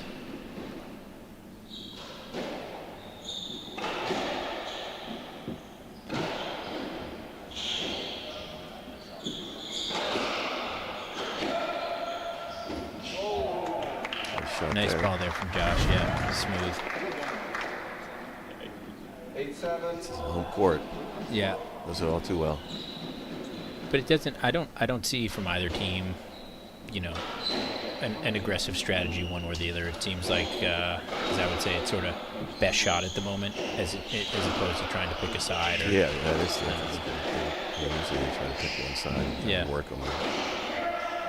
But both these people, both teams are playing forehand. Yep. So they're not going to be going on the backhand. Yeah. And I think,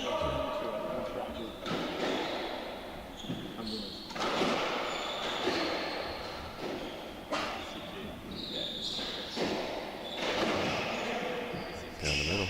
Yeah, ball's starting to warm up. Points a little bit longer.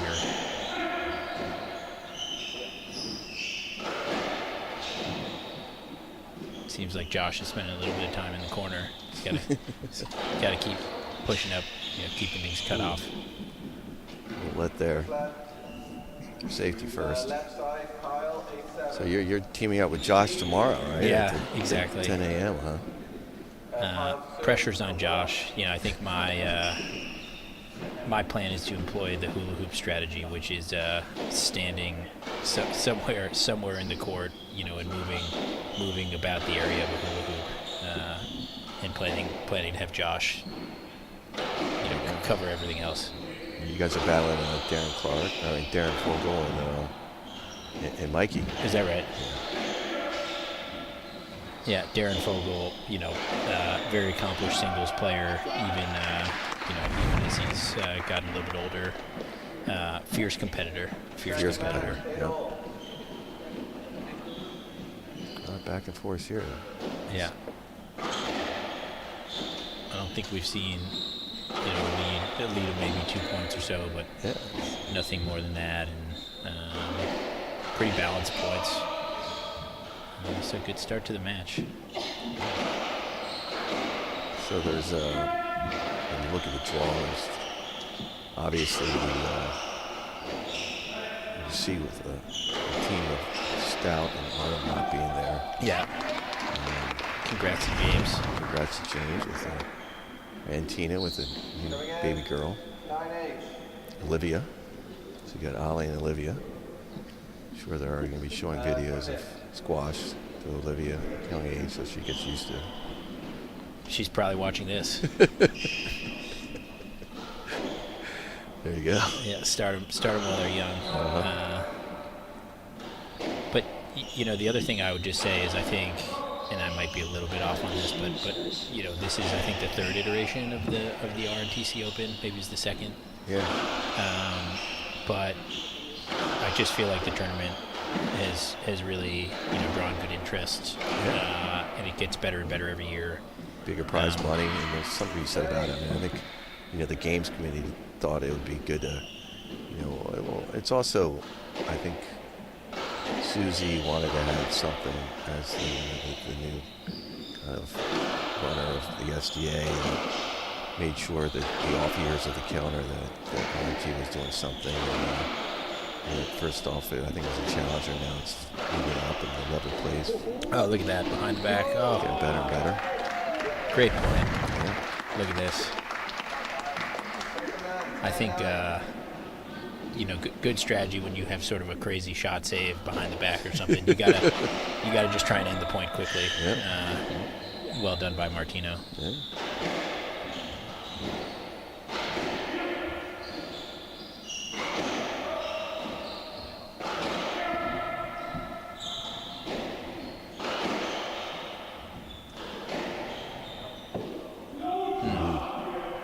All right, here we go. 10-all. Again, really just back and forth. And like I said, I don't want to sound like a broken record, but balls on the right side, balls on the back side, lobs, drives. Still seems pretty balanced in most aspects of the game. Yeah. It's good heat by Josh.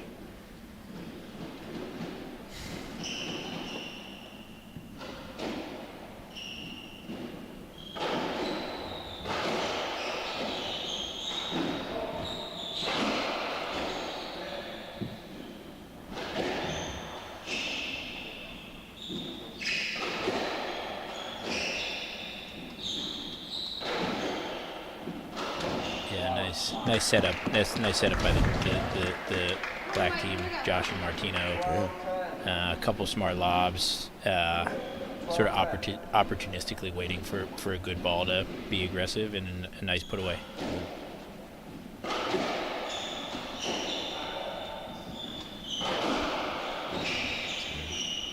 Big point. Yeah.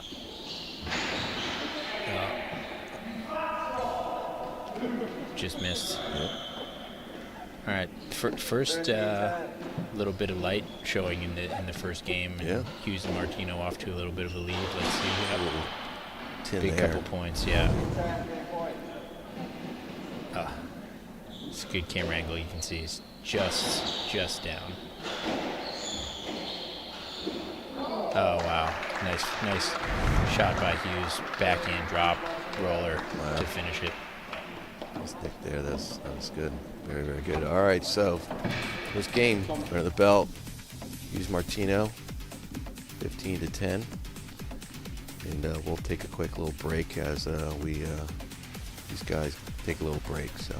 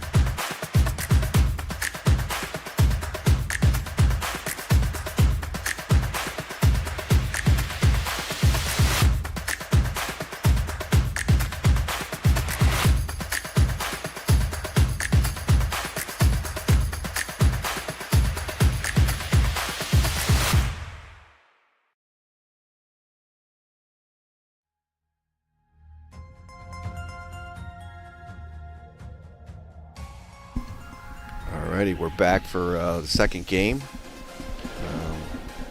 People just joining. This is Liam Coleman, and I'm joined by Ben Lawrence, fellow member of the R&T. Yeah, happy to be here again. I thought a nice first game, really tight until the last 5 points. Josh kind of took over. I wouldn't say that, but I mean, he definitely had some great shots and knew when to step up. He's having a good year this year. Yeah, agreed.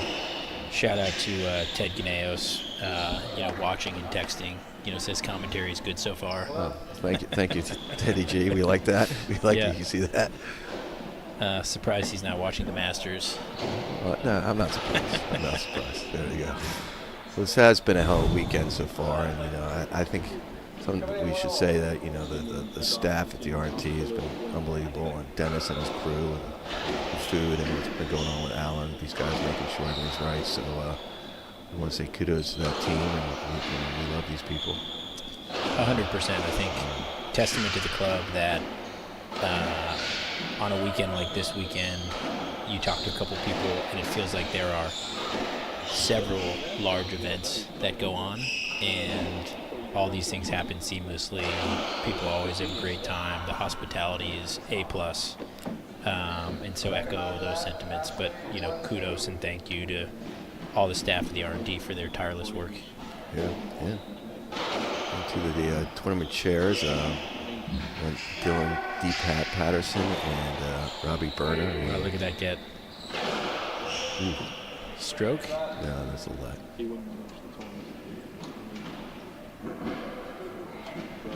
Yeah, and congrats to DP for, kind of getting back onto the STA circuit, and as I mentioned earlier, having a nice showing in the first round here. Yeah, I don't think he had said that this was the first time again on court since pre-COVID. So, let's see him out there.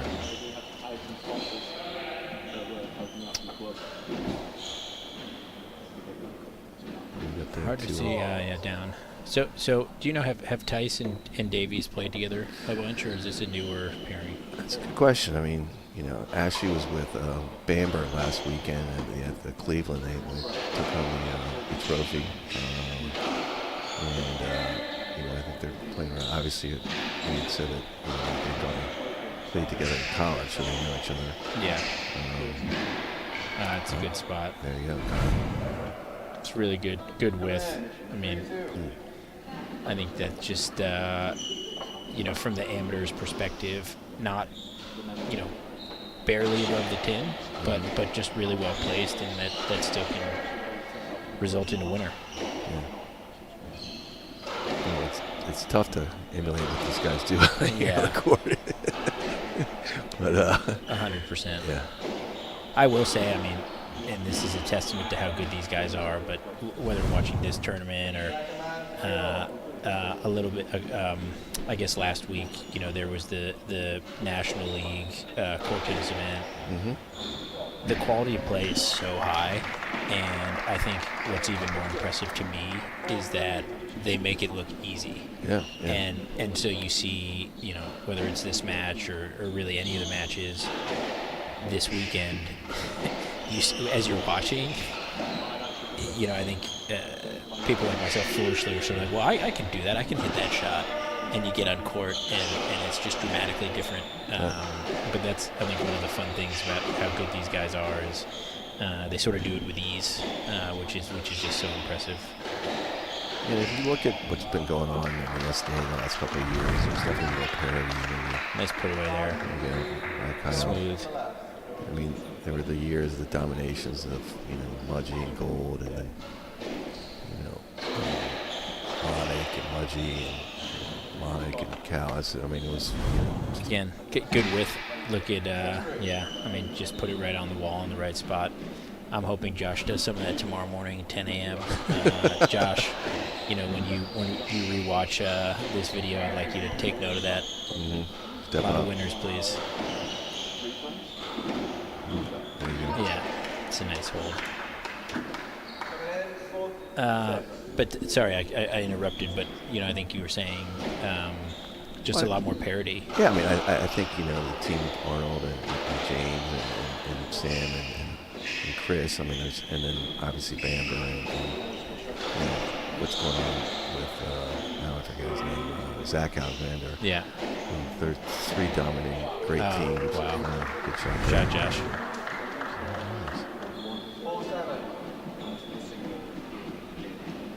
Terminator, no reaction. No reaction. It was great to see Steve Scharf and Phil Barker out there. Yeah. Steve is truly a legend in the sense that all the amount of assistants that he's run through the Roundhill program is pretty amazing, and it's a testament to what he's done in the program. Yeah. Smart shot by Martino, just hard low. It seems like they're opening up a little bit here. Unless Tyson Davies can find something, this could be a little bit less close than we predicted. Yeah. I think Martino and Hughes are just gelling a little bit better. Yeah. And I think there also is something to be said about the better a match is going for you, the looser you kind of tend to be, just because you've got a lot more cushion to deal with, and 110 or 1 error doesn't matter, but the benefit of being aggressive is really helpful. Another one there with Josh. And just a smart shot, I think good court awareness there, just knew where the players weren't, and hit a high probability shot that just was ungettable. The ball where the players aren't. Exactly. Morris Clother. There he is. Squash. Winner of the 2024 Silver Racket. Big one.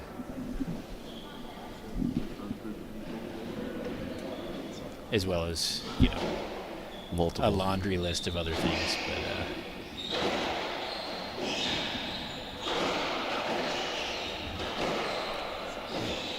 yeah, I just, one thing I would point out is it seems like Josh and Martino are doing a good job cutting off the ball. Positioning is really strong. Mm-hmm. It seems like they're kind of planted, two-ish steps in front of the service line, and this game had been controlling the points a little bit more. Good shot again. Another really good one. Josh stepping up. Yeah, he's feeling it.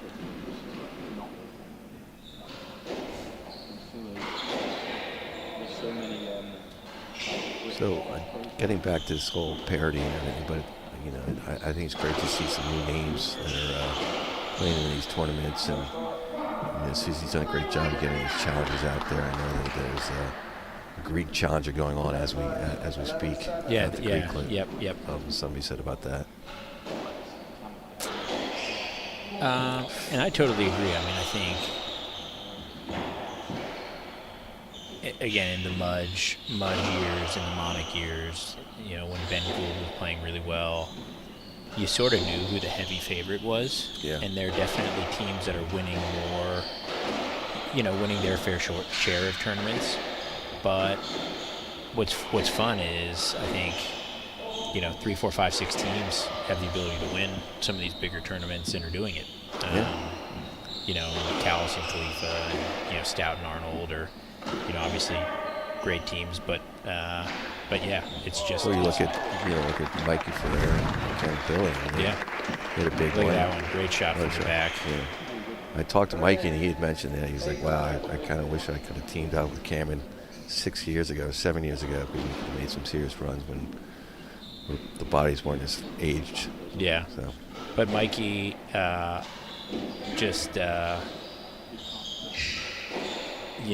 looks and plays a lot younger than maybe, he actually is or how he feels. But, he's a little bit, his game is a little bit timeless. He and Whitten Morris were the two guys that, taught me a lot about the game and how it's played. And something to be said about the longevity of Mikey.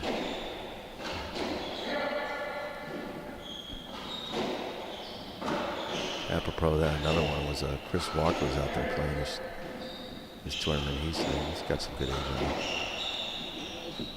Yeah. One thing I would say in that regard, and great shot there. I mean, just world-class hands by Martino, or Tino, as some in the club call him. Yeah, he's finally settling down. He's got a new girlfriend. I think he's moved on from the years of the Cobster and all that kind of good stuff. So yeah.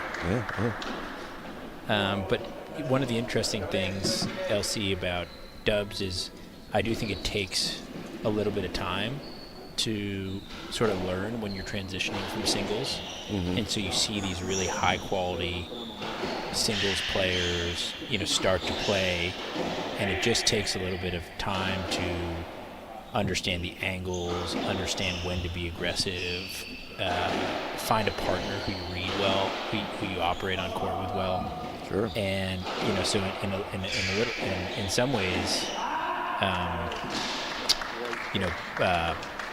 it's a sport that you can grow into, as you're 25, 30, even 35. Hughes and Martino, just really strong game here, and a lot of good putaways, a lot of court control. Well, you see that with Sam. I mean, he obviously has hands like no tomorrow, and what he's doing that on the doubles court versus what he could do on the singles court. Something to be said about it. And he's very effortless. Yeah. Nice shot there. Nice hold. Probably going to need to see some more of that starting in Game 3. If she's going to have to step up. Yeah. And let's see what happens, but Hughes and Martino just a mighty comfortable right now. 2-0 lead. We'll be back. 3 minutes. Cheers.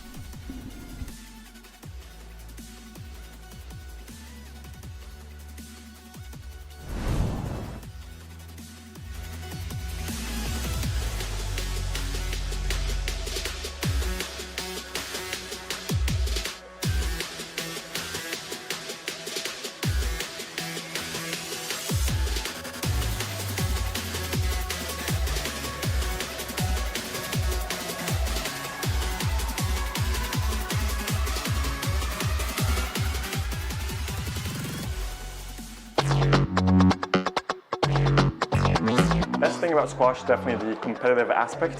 Even though there's no physical contact, at times it does feel like you're almost like boxing with your opponent, but it's all mental. The combination of the competitive side of things and the social side. The people. It's really fun to go to tournaments and hang out with all my friends. Best thing about squash is getting to stay fit and play an enjoyable game and meet new friends on the tour. The best thing is the accountability that it gives you, because you have to be consistently training or else you're not going to play very well. Traveling. You get to go to places you wouldn't go otherwise and get to meet new people. The best thing about squash, I think, is the feeling of accomplishment when you just played the best game, hit every shot how you wanted to play it, and you've worked well with your partner. The best part about squash is that it's super therapeutic.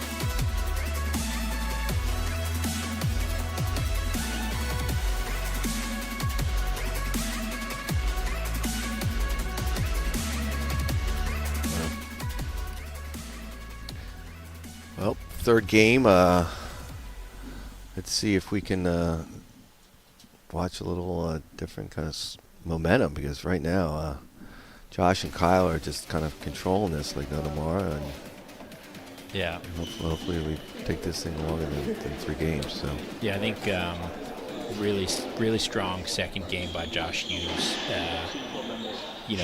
Big lefty with a big forehand. I think Yeah. Some people have called him, the Reed Longley of the left wall. Yeah. Just, big, imposing character, great hands, great shots, and just happens to be a lefty. Slash and burn.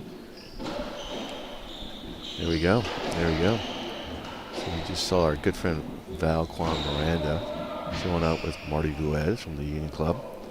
And spectating, watching Tice, being a Union Club guy, and a lot of people are up there supporting Tice, and he's a confident man. I mean, he's the Dutchman. I mean, a lot of people said that he wants to be like Max Verstappen of F1 in the SDA. He's the Verstappen of the SDA. So a big guy, big fit guy. Yeah.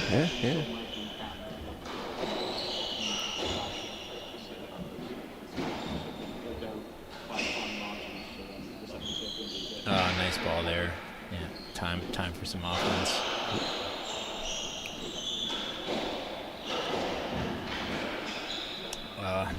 It's nice D. You see the hands of Ashley, pretty impressive. Is that up?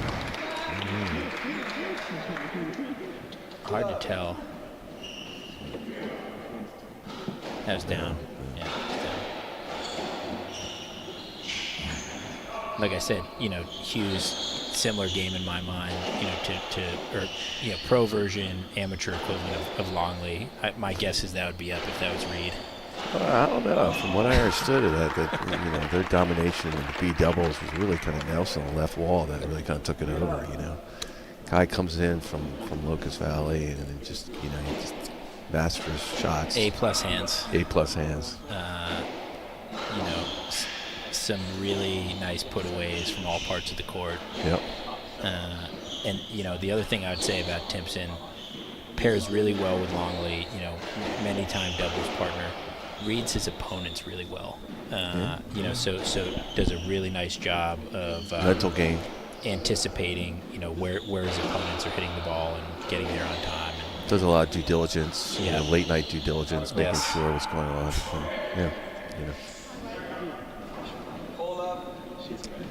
All right, so let's see what happens here. Yeah, I mean, this is the start that Tyson Davies had to have. Yeah. Had to have it. I think, again, even if it were close, if you're Joshua Martino, you're probably a little aggressive, just trying to end this thing in 3.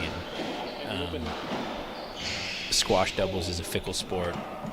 Win this game, get to the next one, see what happens. A couple bounces go your way, and all bets are off at 2-all. So I think that's kind of what they need to work towards. What's he doing?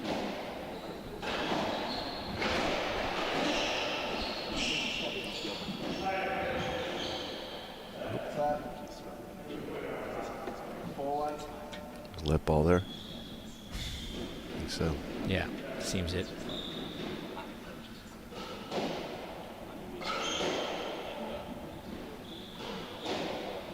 And if I were Tyson Davies, I'm not sure what I would do differently. I mean, maybe just try and get Josh a little bit, away from the service line or, off his tee, so to speak, a little bit more. But, good shot there. Just a great shot.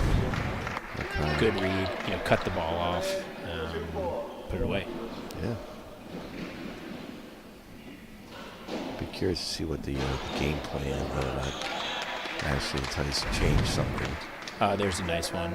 A little risky, but I think in that situation, a good calculated risk, a little bit of a loose serve, and these guys need points, and then they need a lead.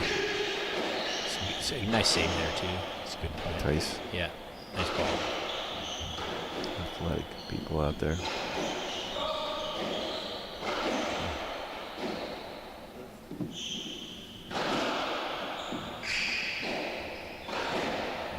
Oh, great D. This is great. This is the point of the match so far. Just slugging away. There you go. Use the height. Yeah, smart reset. Yeah. I think this point is important here for this game. Yep.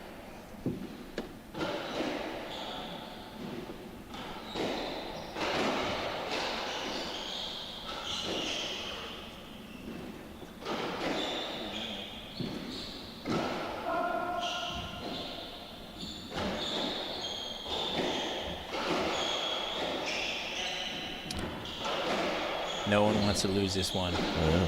Getting a little more conservative. Oh, Tice. Wow, what a put away. Point of the match so far. Great Look shot at there that. by Tice. Flying Dutchman. Great point. Yep. And I would say great defense and ability for those two guys to just keep the point alive, keep the point alive, keep the point alive. And know when to attack. Yeah.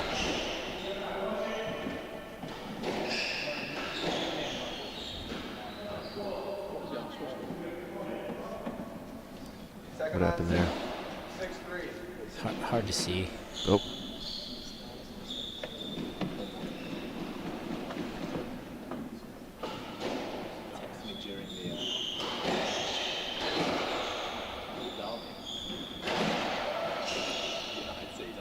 Yeah, smart shot by Josh.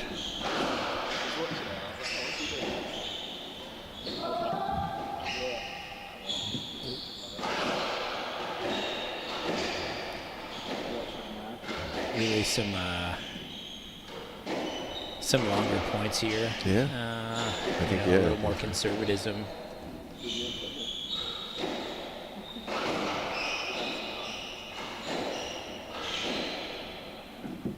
It's amazing how the pros, they lob the ball so much better than we do. Yeah, I play a bunch with George Wheatley, and let's just say our points are not that long. Yeah, yeah. Two or three hits, and it's either a win or it's down. George made a great transition from the tennis lawners to squash, and his ability to kind of like make sure that everyone's out late no matter what. Does a very good job of that one. I would say one of the better natural athletes, some of the better hands, better hand-eye at the club, and can hit some really A plus shots. He's kind of drop right there. A little singles action. Yeah. How is Wheatley's singles game? It could use some work. It could use some work. Yeah, I think he's in squash at this point, a double specialist. And he's got a bunch of other sports. He's highly focused on golf. He's highly focused on golf. And, it's true. He gets out there 4 days, 5 days a week. Customer golf. It's Lots a good of question customer. for him. Yeah. Yeah, a lot of customer golf. But also an active participant of a bunch of the other sports here. So very good court tennis player. Rackets player, great racket serve, lefty. From what I understand, he and his kind of partner in crime, they spend a lot of time working in the triathlon. I heard they're trying to get the gold paint of the triathlon. Yeah. There should be some pain in there. But, Corbett and him spent a lot of waiting for that cold punch to come back. Yeah. We've been a lot of agony from some members that don't have the cold punch back, but from what I understand, the health department has signed off on it, and Morris has got his crew in motion. And I think important couple points here for Tyson Davies. They don't want this to be 12-all. Yeah. They sort of. I think if I'm them, I need a comfortable win here. Yeah, 13-10 going in. Yeah, exactly. And so just try and keep errors down. Shot by Josh.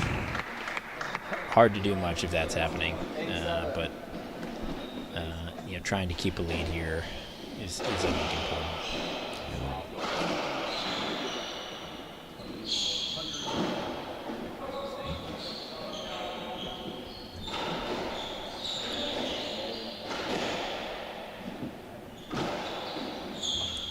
Just missed that 3-wall. Yep.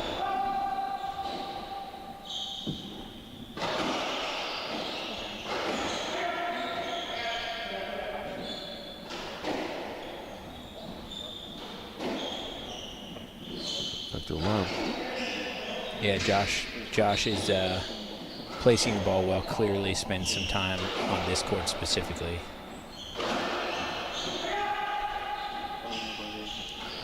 probably learn from the best, James Stout, about just how to reset points.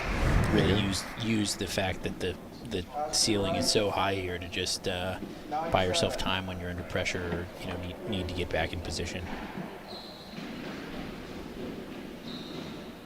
Alrighty. See what happens with this point here. Yeah. Another shout out to James, listening. Appreciative of the commentary. Hopefully watching with the newborn. Future pro squash player, likely. So. He was bouncing back from the C-section where everyone's doing well. Modern technology at its best.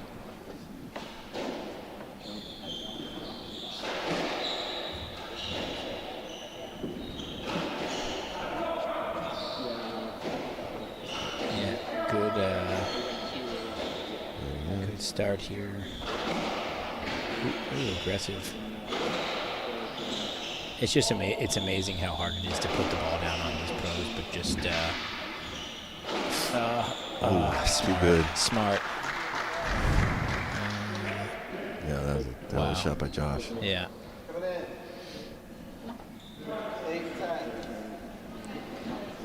And he's just, Josh, when he's going to hit that ball, instantly knows what he wants to do, like a very committed shot,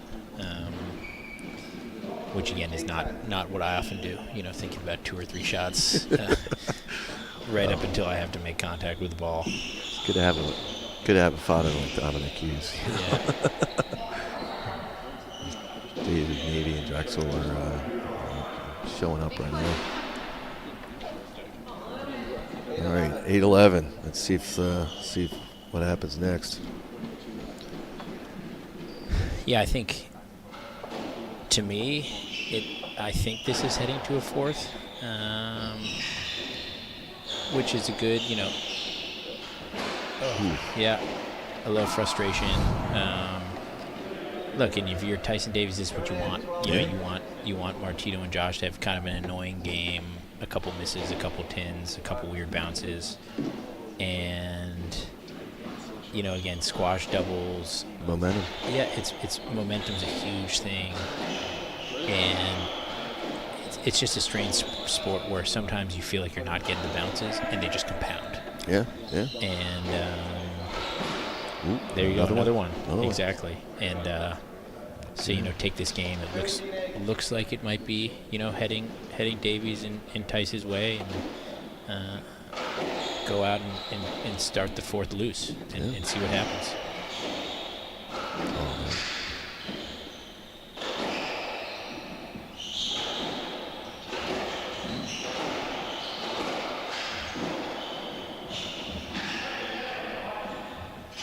Nice dig. Oh. Yeah.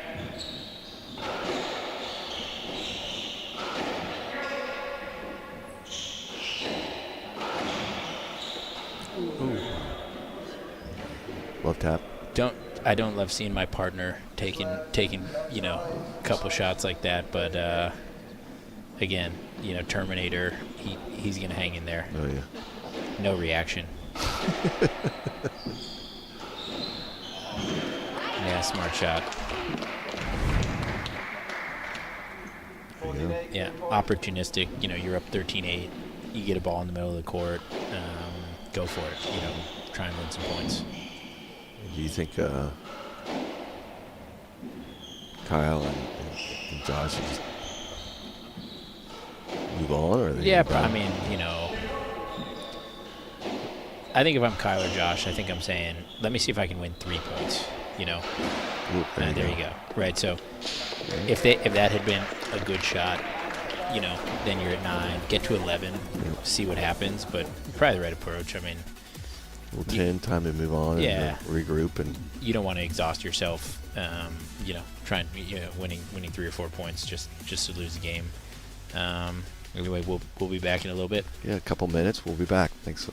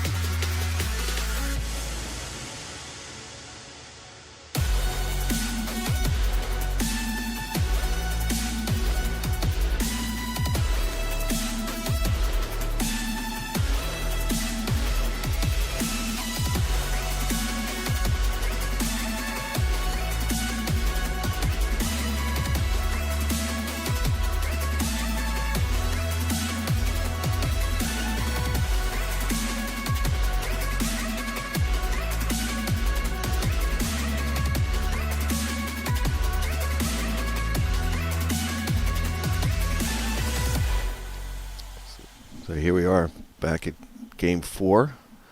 The team of Hughes and Martino are up 2-1. But kind of the momentum definitely swinged the other way for the third game. So there's Ashley just pounding away over there. Yeah, I think a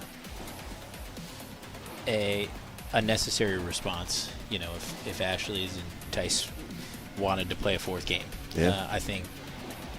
I don't think they wanted anything to do with 13 all, 12 all, a couple weird bounces, and they're on their way home.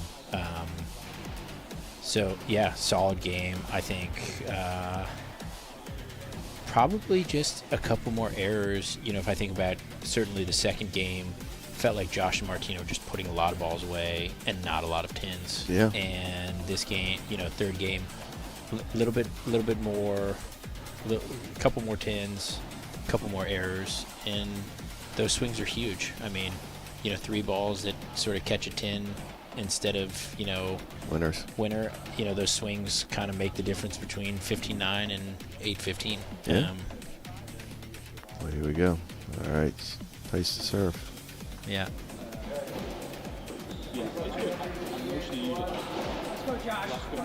Again, if I'm Tyson Davies, I'm hoping to start with a little bit of a lead. Yep. And just kind of make Josh and Martino doubt a little bit, like where this is going. Mm-hmm. You're down 3-4 points as this fourth game progresses, and it's hard to not start thinking about the fifth game and being up 2-0 and then maybe going away. So let's see what happens. Curious to see how aggressive both teams are. Yeah. Back to the door.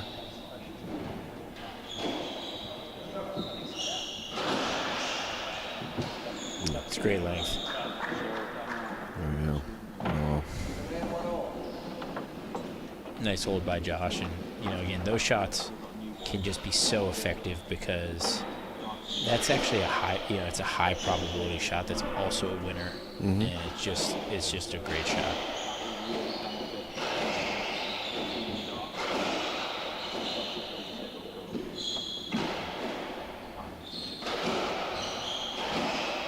Ooh, oh, nice ball. Yeah. Just got down quickly.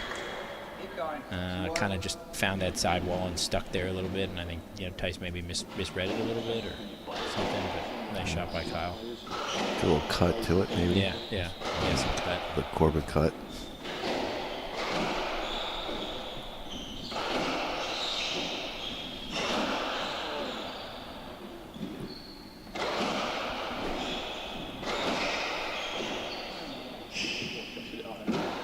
Ooh. Opportunistic shot from Josh there. Yep. Good retrieval. That's a good point. Oh, ooh, great shot. Yeah, nice ball. Smart ball. Just right on the sidewall. Tino could not clip it. Right side. Right side. To the right.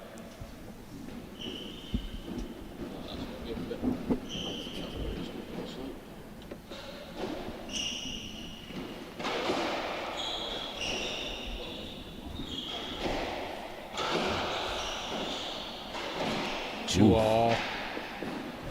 Is that a winner? I can't believe that. It looked like a 10. Bounced. First, a little bit of emotion out of Josh Hughes. Yeah, I mean. Feeling frustration. Yeah, maybe. I thought it was a good take. He was in a good spot. And I think, these guys are so talented. You're supposed to just go for those shots when you have them. And if you miss one, just, be a goldfish, move on. Yep. But don't go away from that. Do you have any pets at your apartment? No pets. A couple goldfish, maybe. Yeah, family are big dog family.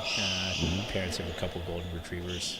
Apropos dogs, Ashley and his wife, they're big dog lovers. They apparently like taking the dog everywhere. Oh, really? Yeah, everywhere. Even the 370 Park. Wow. We've been on that. Yeah. Wow. Yeah. Great point here. Yeah, this feels like it's one of those points that's just going to keep going on. And I think probably an important point for this game. 10.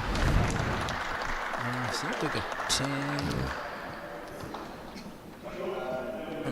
I'm not sure what they're calling it a 10. All right, 3-all. But you think LC go back to the last game, that really long point early in the game, Tyson Davies won, right? And that probably gave him some momentum. Let's see if that last point, Ooh, that's a nice shot right there. Yeah, wow. I mean, that is just a world-class ball.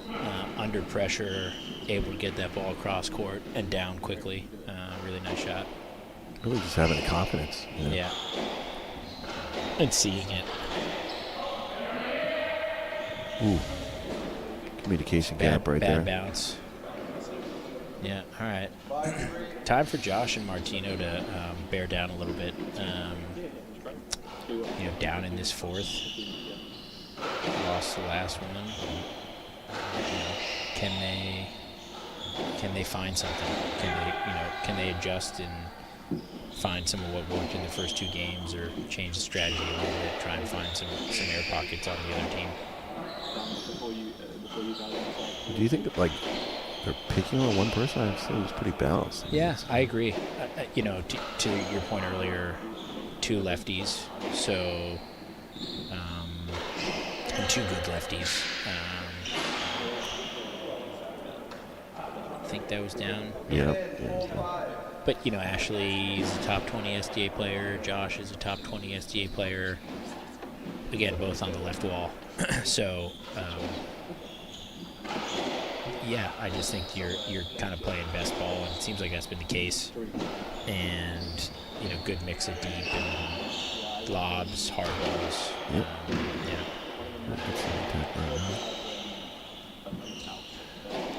We'll say I think Hughes and Davies are probably shooting a little bit more.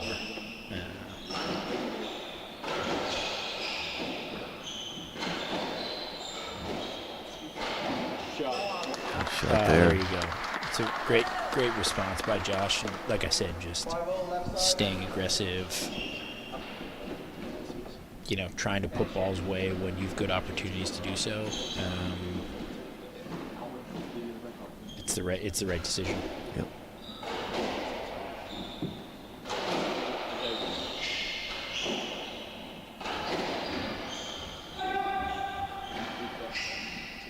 It's a nice reset. That's a good lob.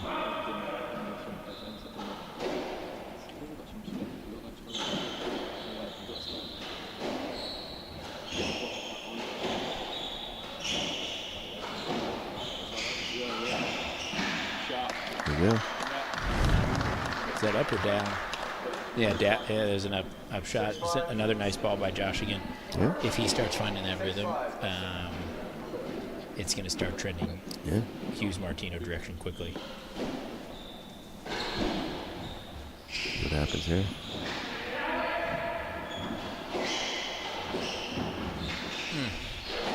Nice save by Josh, yeah.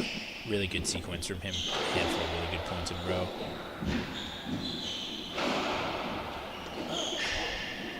Unclear if that was down, but they're playing on.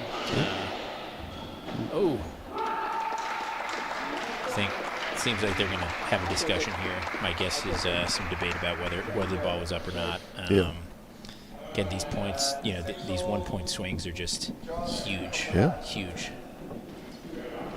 Tough break for Hughes and Martino. That ball, hard to see from here, unclear if it was up or down, but fourth game battle. Yeah.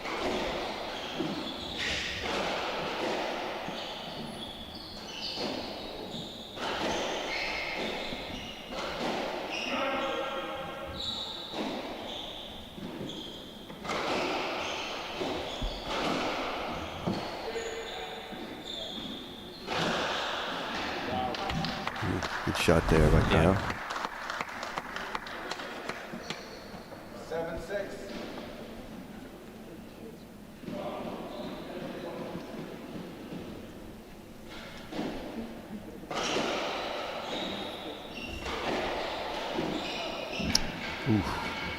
Oh, what's going on? Madness. I'm not. You have a lost racket. I'm not sure what the ruling is there. Maybe a let. I don't know. It seems like maybe it wasn't based on Ashley's discussion. Yeah, not a let. I'm not a rules expert. I'm not sure if a racket impeding your path to the ball is creates a let opportunity or not. Maybe if it's your partner's racket, it's not a great argument, but seems as if it was not a let and 8-6. Yeah.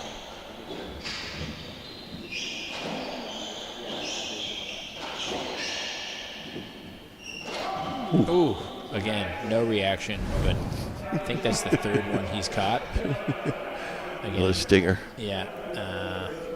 Not thrilled. My partner is just getting battered out there. Yeah. Hopefully he's got some ice packs at home.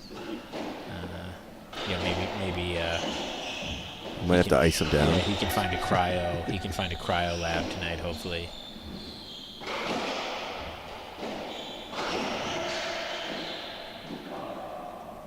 Out. Seems like that was out. Yeah.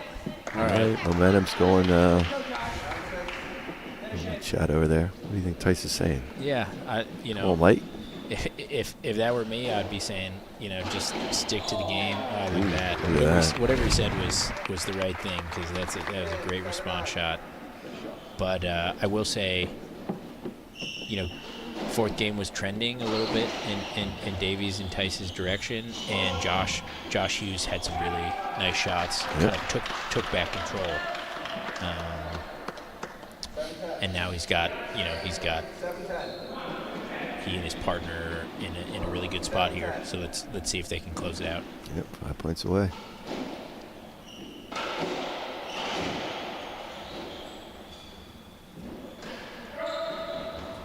guess that ball got stuck on the back, but good retrieval.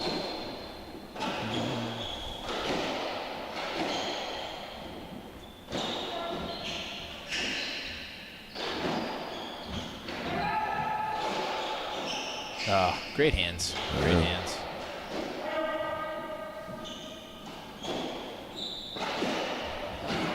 Again, Josh, just great, smart shot, straight ball. Haven't seen a lot of those, so probably not expecting it. Got down quickly, but really, really solid game from him. You don't have to see that much in the pro. There are more reverses.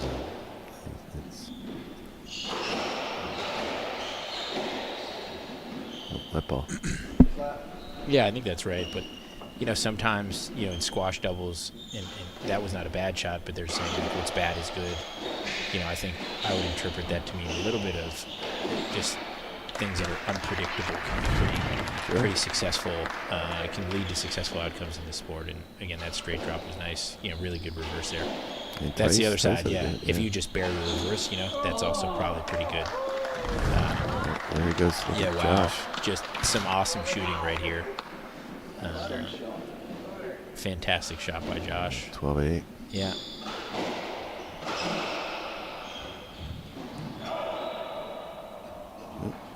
Seems like that may have been bad. Yeah. 13-8. All right. Seems like Josh and Martino have done a nice job of weathering the storm. Good spot here. Let's see if they can close it out. There's a shot right there. Yeah. Look at that.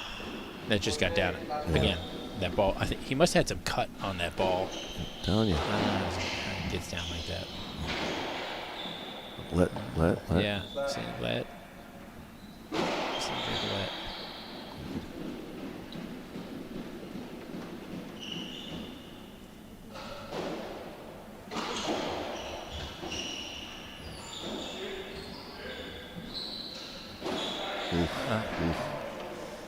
Ready to get off court. Yeah. Ready to get off court. I bet you we see a couple more shots from Team Hughes Martino.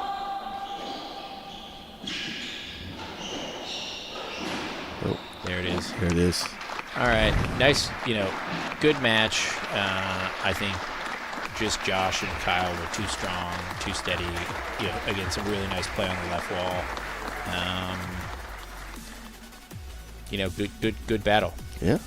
Well, we got Roy and Chris against Zach and Bamber next. But it was fun working with you for the third match of these quarterfinals, and we'll see how it goes. Yeah, pleasure, LC, and thanks to everyone for listening. Cheers to the SDA. All right.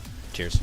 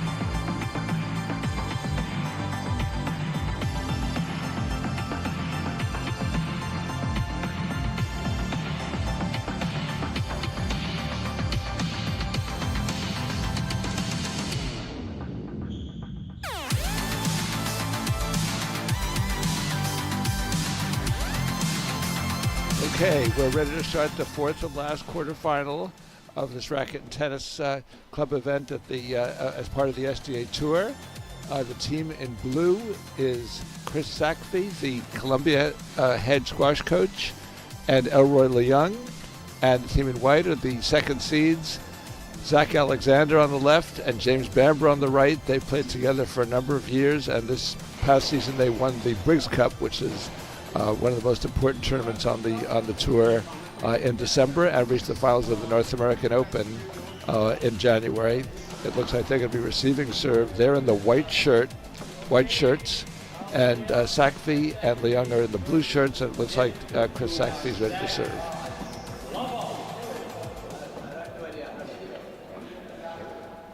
Here we go.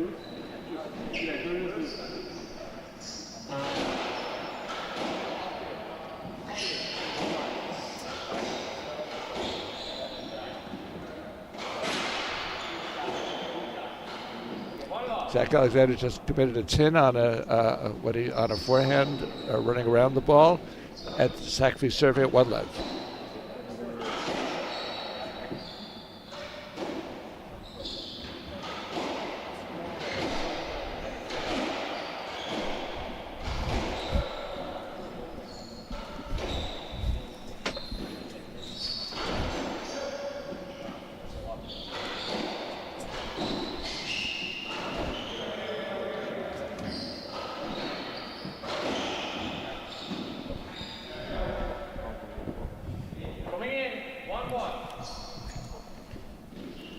Bamber serving 1-all.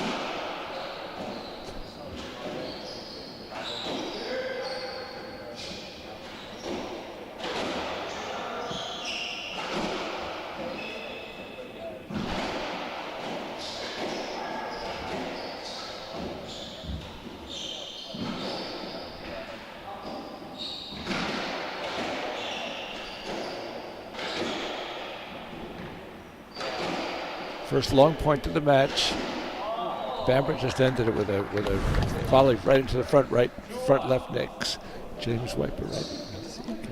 I've just been joined by James Wiper, who's going to be doing the commentary with me.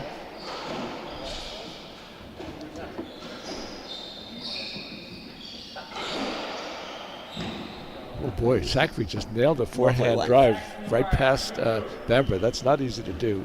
James is very tough to pass when he's set up on midcourt.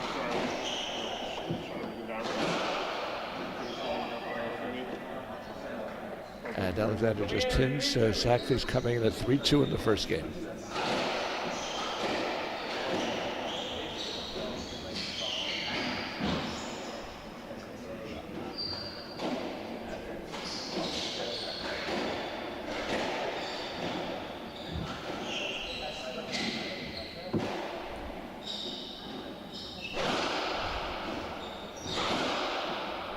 Bamber just passed Elroy there with a great forehand cross court. Beautiful pace. Yeah, exactly the right angle. And Nick right behind him, so there's no chance for Sackby to back him up. Bamber and Alexander up 4-3 now. Bamber just hit a ball that it looked like Leung, and Sackby got confused as to who was to play it at midcourt. We get that. Huh? We get that. Yeah.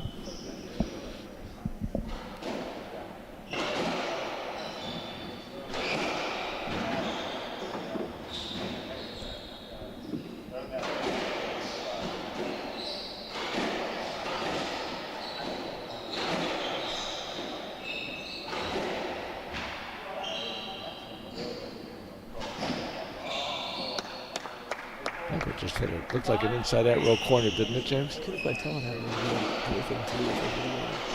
Good shot either way.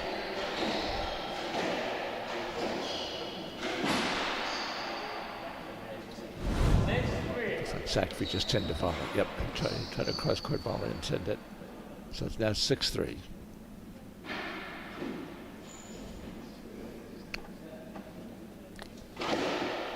It looks like he might have either broken his string or broken his racket. Sackby has left the court. Elroy Leung was in the finals of the silver racket, which was a really important invitational here at Racket and Tennis in November. Lost in 5 games. He had He and Brian Leonard to Mars Clothier and James Stout. That was an incredible match. Yeah, it was a great match, and a great match for Mars, who hadn't won this event in about 15 years and who just had turned 60. And frankly, the quality of that ball, I'm not surprised something was broken. Played an incredible match all the way through. So, Sackby has his racket, a new racket. Bamber's serve is 6-3.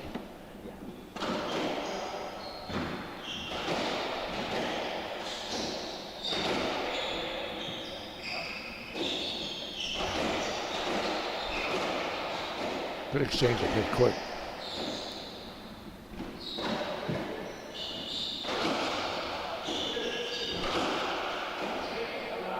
Bamber just forced the ball out of court over the back wall.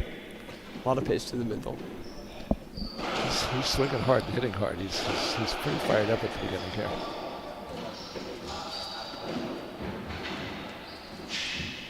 Leon just third in there, can we tell? I think Leon just hit a cross counter drop winner that Zach couldn't get to. So Zach serving from the right box at 7-4.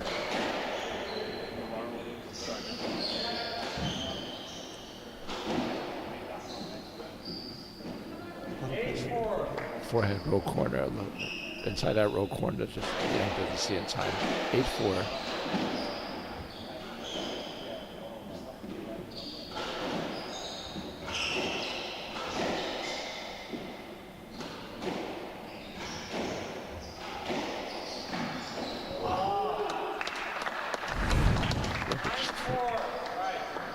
Great little volley drop shot. Got a little topspin on it even. With his racket close to the right wall. There wasn't much room on that.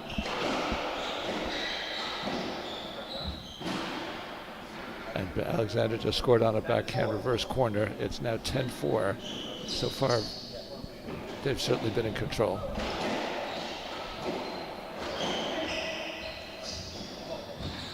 Okay, it's amazing if you watched them warm up. You wouldn't have guessed. Say again? I said amazing if you watched them warm up. You wouldn't have guessed. Yep. As Alexander just hit a forehand winner with Leung and Sackby out of position. Leung threw his racket in frustration after the point ended. It's 11-4 now in the first game.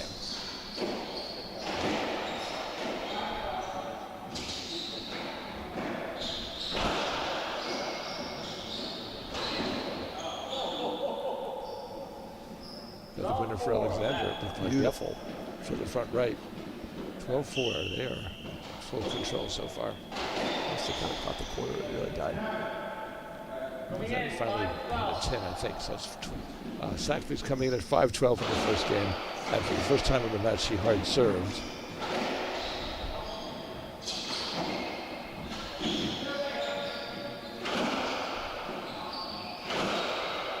Good reflex by Alexander. Sackby's hammered a couple of balls at him, and he's returned them without that much pressure. And now Sackby just hit the bottom of the tin on a ball near the right wall. Looks a little frustrated. 5-13 now.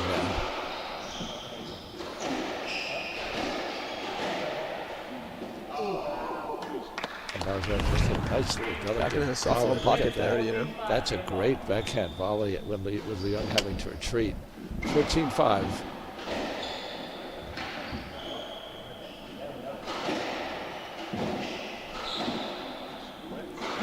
Just hit one last winner. So it's 15-5 in the first game, and Sackby and Leung are going to have to regroup. It's winners at will. Yeah.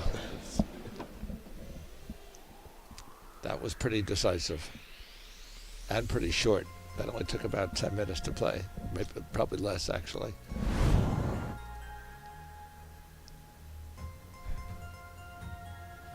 This is the only of the 4 quarterfinals in which there's nobody affiliated with no R&T R&T guy. That's right. Yeah.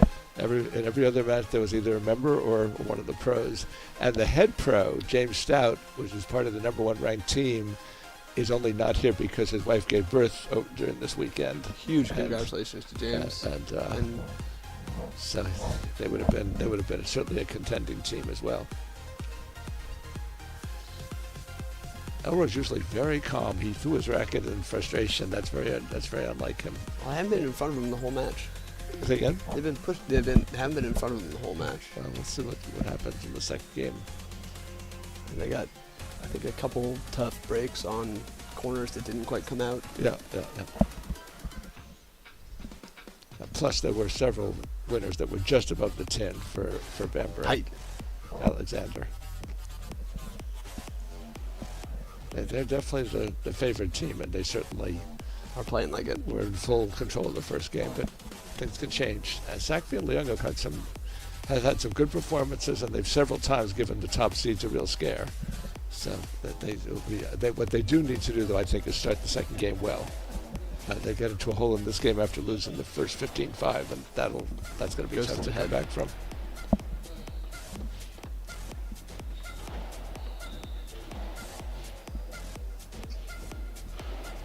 Sackville took a couple of extra swings at the ball just to sort of make sure he's ready for this game. Looks like we're about to start the second game. Bamber to serve.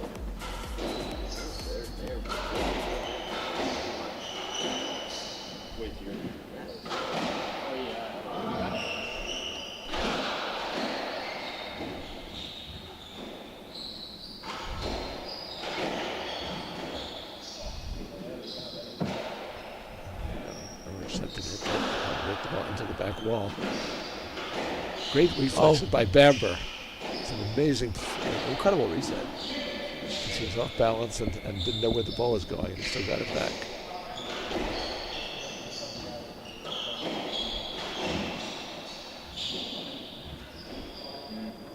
Good long point.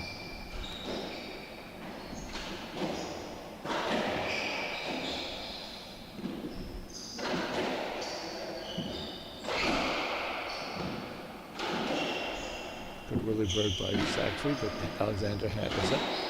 Now he tries at Philadelphia. Bamber has to hit into the back wall to get it back, but he did. Beautiful point. Oh. Up. It's good shot by Elroy. I wasn't sure if it was up or down. They won the first point. A delicate little drop shot after a long rally. And Elroy just hit the ball out of court, so it's now 1-all. Got a little too much on a whirly bird.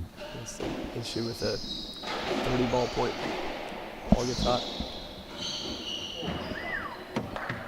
Good shot by Elroy. A little roll corner that Bamber didn't see. So he's serving at 2-1. Bamber hit a nice little drop shot winner from the back wall. Very good touch on that. Tight to the naked wall. Bamber serving 2-all.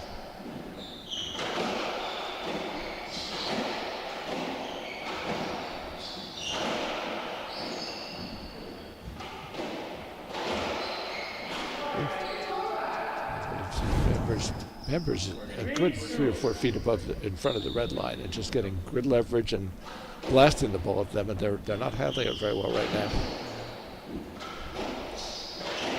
Continue to go through there, but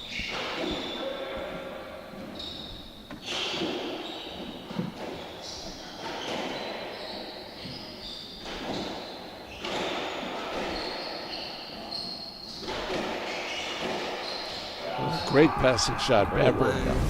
Great hands, and partly look how far up he was. He thought he was cheating, reading the reverse, and he hit that before Sackville was ready, partly because Bamber was so far up and had plenty of room to nail it down the open right side. He's serving at 4-2.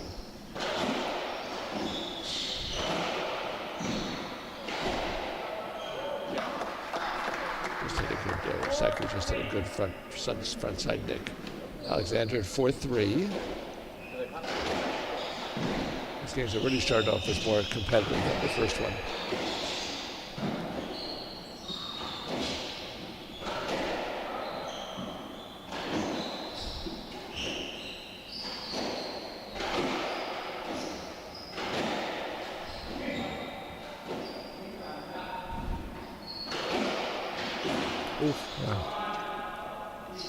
Into the floor for Sackville.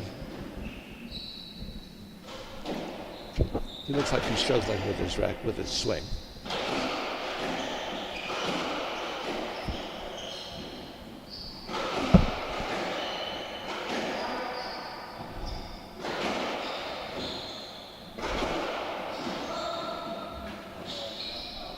Good Good shot. Good nick by Alexander. Sackville looks frustrated. Looks like he might be wanting to appeal the call. It looked up to me, but the attacking roll boast is an aggressive ball. He didn't get it. It's 6-3. Alexander serving, I think, from the right box. I think too. There'll be a little discussion about it. Yeah, 6-3. Okay, thank you. 5-3, right side.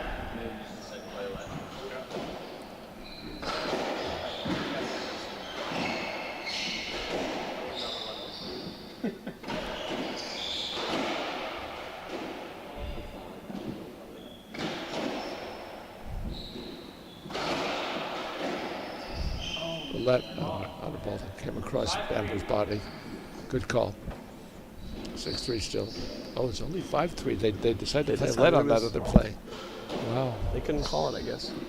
I don't think he got it. I think it should have been 6-3, but anyway, they're playing on.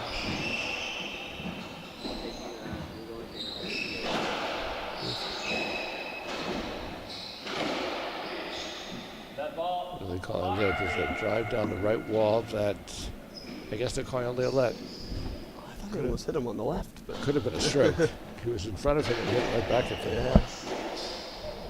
Had that option.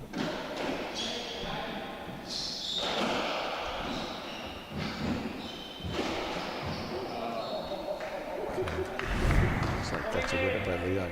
Yep. I think that's Alexander stuck up He had front. an option for it. And hit a ball that he couldn't control. So Sackville serving at 4-5 in the second game.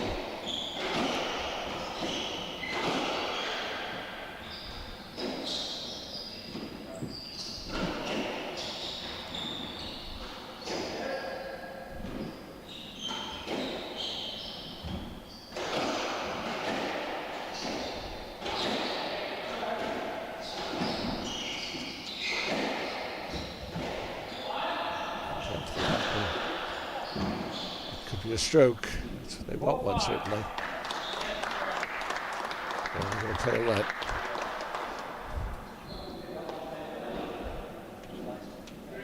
Beautiful cover off the back wall. That ball looked close. Leung is going soft to Bamber as opposed to trying to hammer it by him. I think they're trying to just go high and force him deep. Bamber's been staying so far up and going hard at him has not worked.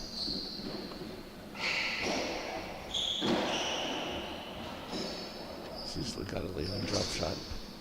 Open ball for Alexander.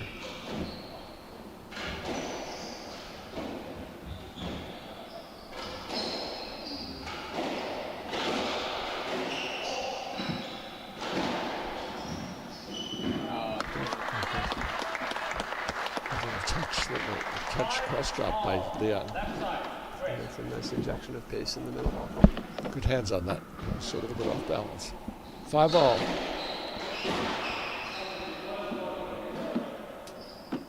Just tinned the ball, I thought. That's a 10, isn't it? No. Leung serving at 5-6.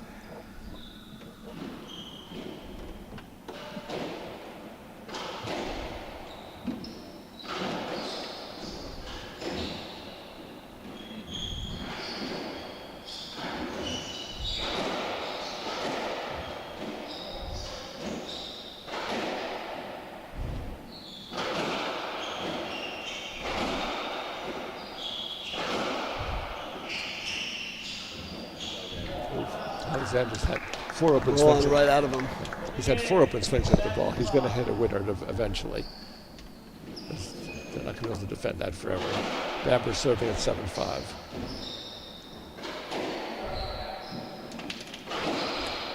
That could be a stroke. Let's see. Let.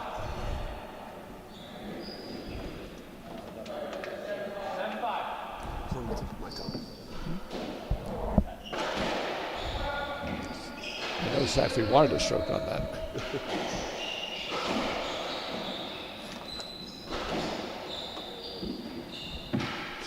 Nice hit into the back wall to get it back. It's a sitter for Bamber.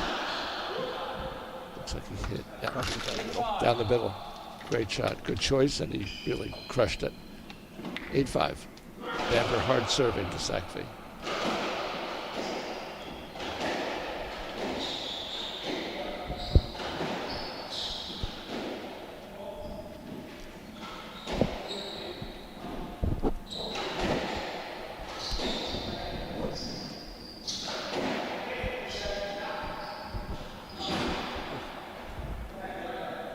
Tin to drop shot from the back wall. Yeah. That's what's one of his very few tins so far. So Alexander serving at 8-6.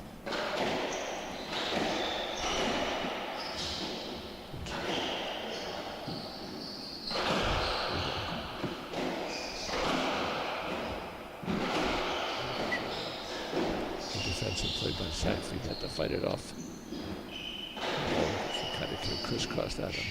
He ends at the back wall, pushing Bamber deep now.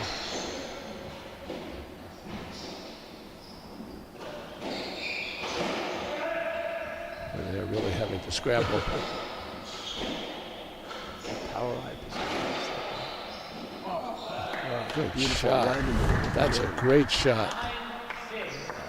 Oh, perfectly well done. Sackfield was just following through on his swing and was not ready to react. Really popped up.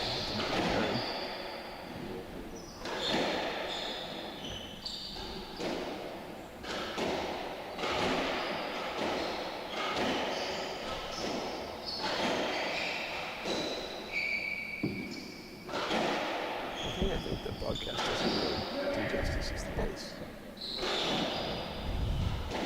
Bamber's 4 feet in front of the tee.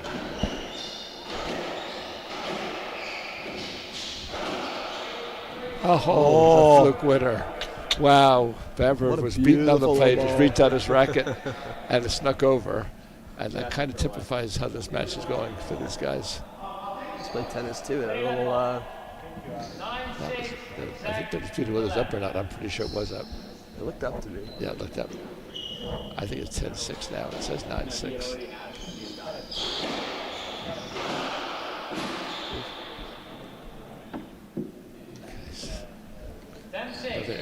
Another forced error from Leung. So 10-6 now. Bamber serving.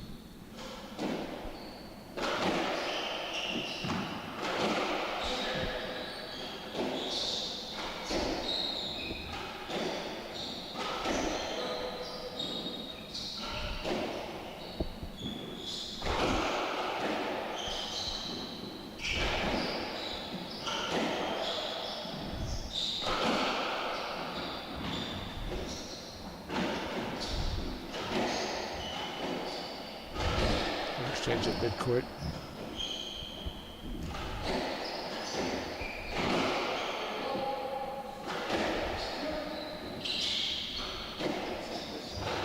Oh, Bamber just buried again. Crushed a crack into the, crushed a forehand drive into the front left nick. Beautiful. Yep, no chance on that. Leung was behind the red line. It's 11-6 now.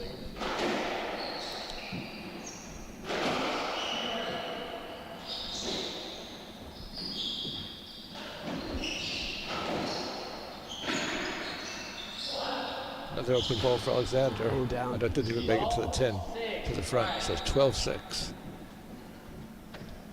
Leung just sort of banged his racket across his knee. He's very frustrated.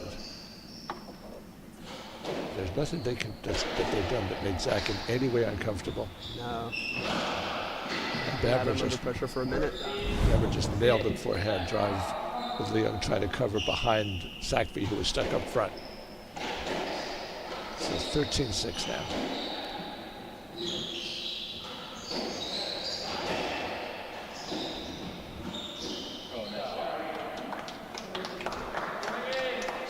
Leung just hit a forehand roll corner winner. So they're just coming in at 7-13. It was only 8-6, and they've won these 5 straight points, and that kind of opened this game up.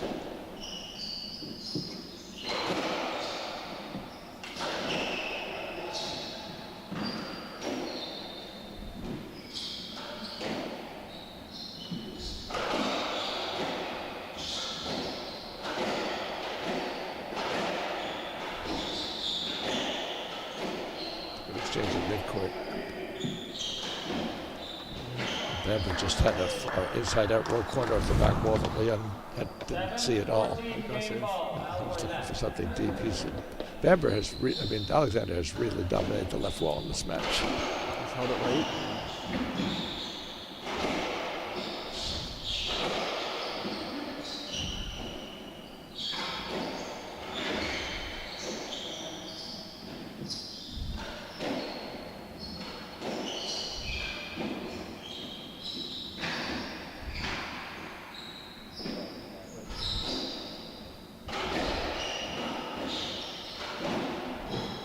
Boy, Young just hit a forehand reverse corner right into the bottom of the tin. So that game is over. It's 15-5, 15-6. And this match has so far been really very, very decisive. They look pretty in control. Yeah, total control. So it'll be interesting to see if Sakvi and Leung can do anything to either change their strategy or execute better. Yeah, that's the way the Tander's moving, he's so comfortable. Yeah, I mean, they're hitting a lot and they're leaving open balls, and even at their best, they might not be able to beat Bamber and Alexander, but they can play a lot better than they played so far. And that they really sagged that last part of the second game. It was 8-6, and they wound up losing 15-7. And hit a couple of very bad tins at the end. They'd kind of given up on the game. I think after Bamber hit that nick, that was pretty dramatic. Yeah. No. We've all been there. Say again? We've all been there. Oh, yeah. They roll one in and you think, oh my goodness.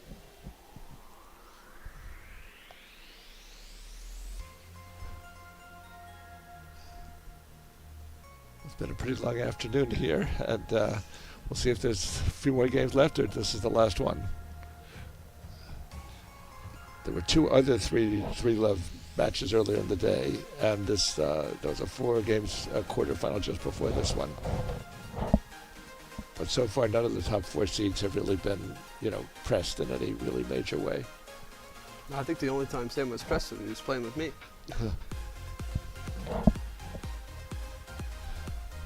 They looked wonderful. They looked incredible last night. These two have looked very strong through. Bamber and Alexander are the first team on court. I think they're looking to just play this and hopefully move on. And Leung and Sakvi are probably discussing still behind the court and trying to figure out exactly how they want to change this.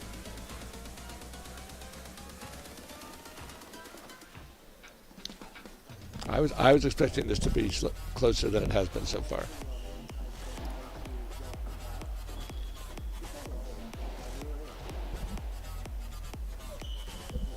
That's fine. Sorry. So we still haven't seen here. Chris and Elroy just got back into the court.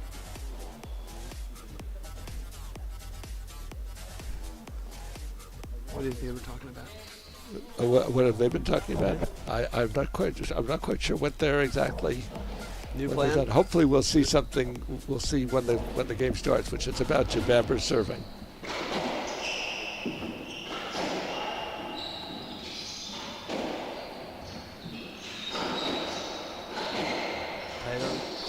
Wider mornings. It looks like they're going high. But Alexander just hit a nice forehand. Oh goodness! Shallow winner that Leung didn't react to. Leung is not reacting to the shallow stuff.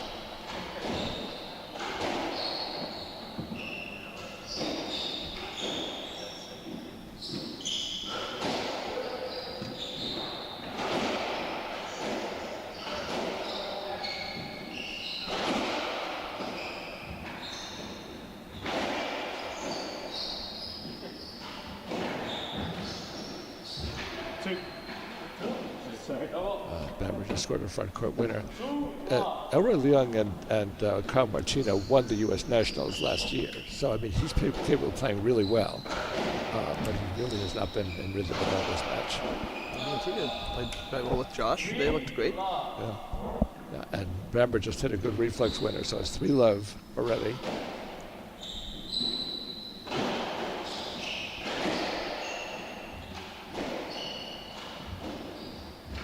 Oh, it hit a nice front backhand. I don't think they thought it was going to catch the nick on it, but it did. It actually was too far behind Bamber, and Elroy didn't react in time to get it back. So it's 4-love now. And it just hits in the serve return. Oh no, the serve return. It's hard to tell from the camera angle. So it's now 1-4, Sakvi serving.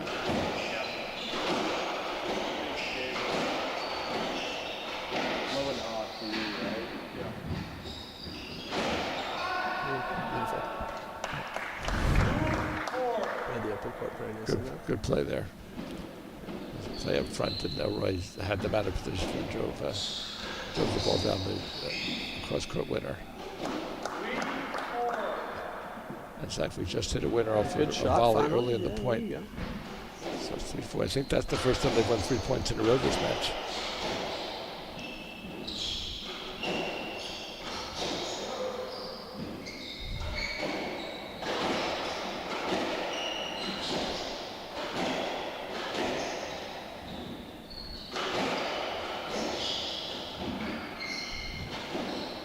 Philadelphia, but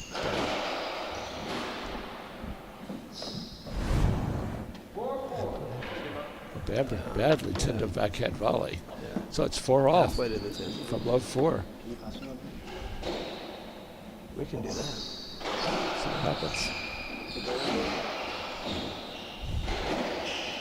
You rewarded me with a Bounce back there, but Zachary happens it.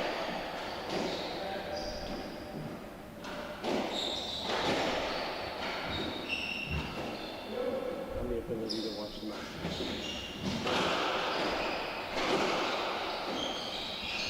Oh, good play. Wow. Bamber hits a volley drop shot with Zachary well behind him. Pace. Set up though by a weak cross court by Leon. So he's now serving now at 4-5. That was a good play by Bamber. Though. He just tucked it right in.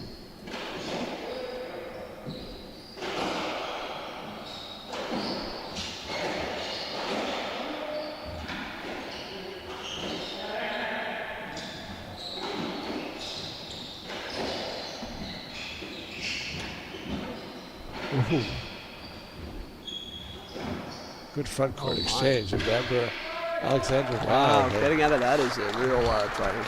All 3 of the 4 were within 5 feet of the front wall. And at the end, Zachary hit a lob that Alexander couldn't handle. So it's 5 all.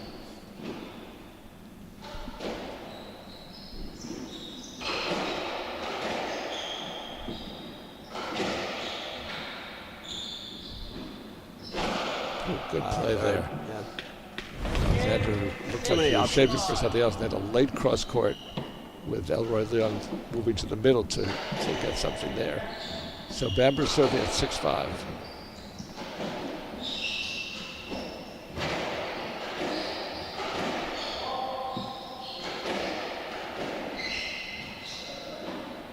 Looks like it's a let. Yeah. It was a little bit into Alexander's way. Yeah. Bamber serving at 6-5 in the third.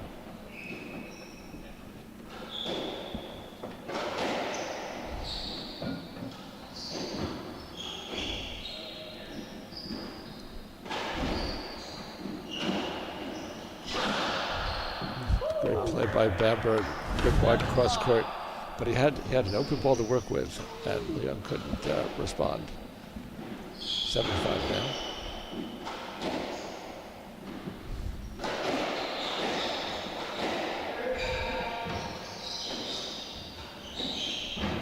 Good get. Good. Bamber stuck up front, made a good reflex volley. Looked like he should have been beaten on the point.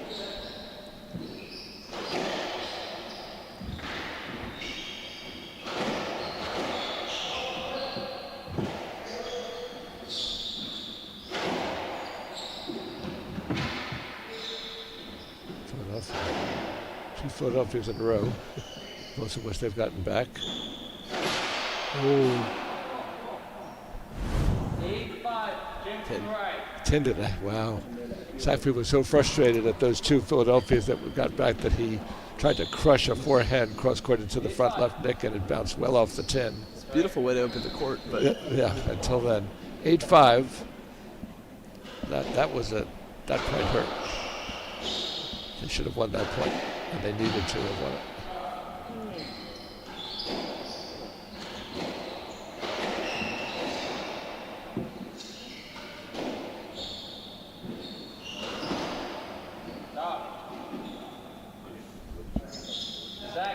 I think Bamber intended a drop shot from the back wall, so it's 8-6 now. Alexander from the left box.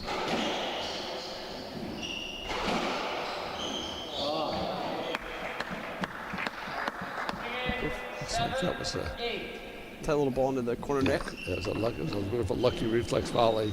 Even Leon said, "I'm sorry." Of course, you're not really sorry, but it was You never said sorry. He gave that expression like, sorry about that. So, potentially an important point. 7-8 instead of 9-6.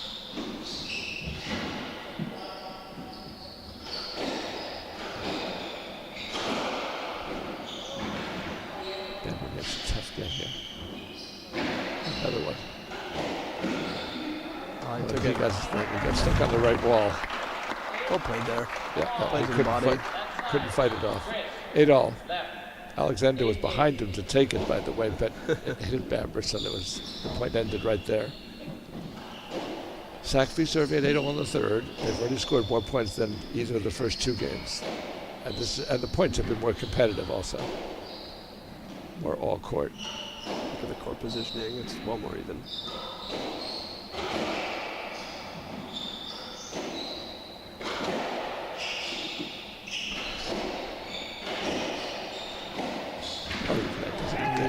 Great little. Bamber just fought the ball off and hit a nice drop shot that just eluded Sackville's reach. So it's 8-9 now with Leung serving from the right box. That R&T Nick on the right wall, you know? Just guided it perfectly.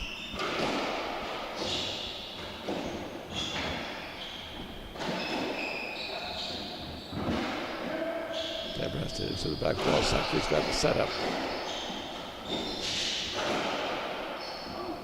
And we just passed Bamber, which is one of the few times this match he's done that. Good angle. Great break off that wall. Fault on the first serve by Leung.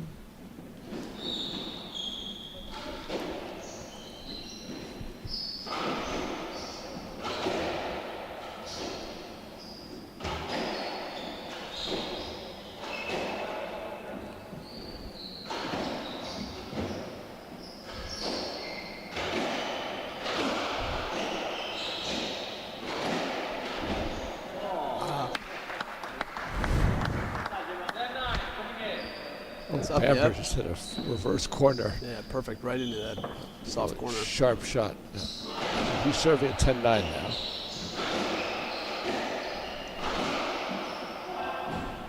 Down. Is that around Leung? Yep, he couldn't handle. Just couldn't quite handle Bamber's cross court. There's been a lot of that this match. 11-9. Tremendous amount of pace going into him on the wall.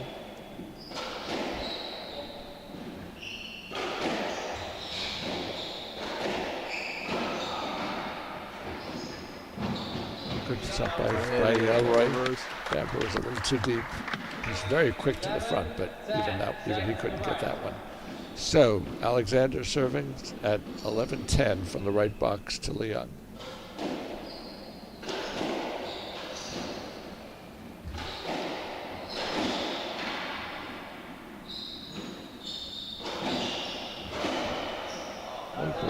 Just nailed it for a rail, a drive by Alexander, who was I think they were expecting a cross court. Alexander didn't react well to it, so it's 11-all.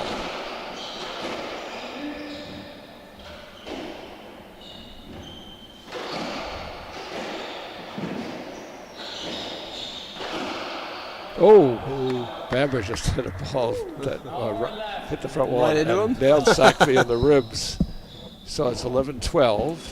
That was really completely jammed him, and Sackville couldn't react at all in time. But Leung just hit a backhand roll corner, which Zach didn't see, so it's 12-all.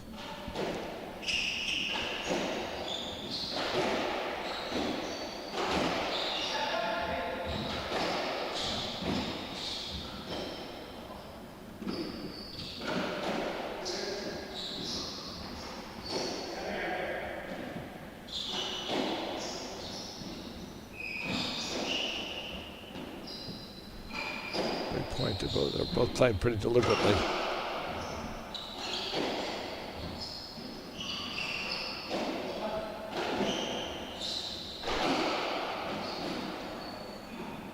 Get it? Okay, I think. Coming in, 13-12. A 10 by Leung. So Bamber 13-12.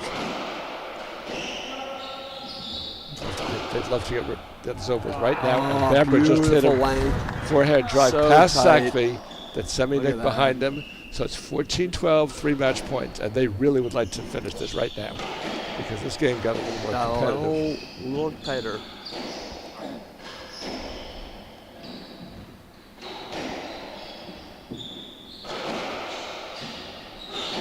Sackvey, Alexander. And Leo just hit the backhand volley, and that's the match, 15-12. That kind of symbolized the match. There was a lot of loose tins on the part of Sackvey and Leung, and Bamber and Alexander just took total advantage. They win 15-5, 15-7, 15-12. And at no point, I don't think in any of the three games, did Elroy Leung and Chris Sackvey have the lead. No. They certainly never had the lead this game, even though they tied them late. But anyway, this was very, very decisive, and no, the tin was 2 inches too high for him. We'll see what happens in the semis tomorrow. But Bamber and Leung are playing very, very well. They look great. Yeah. So we're done. We'll see you guys tomorrow. The semis are at noon. Take care. Be well.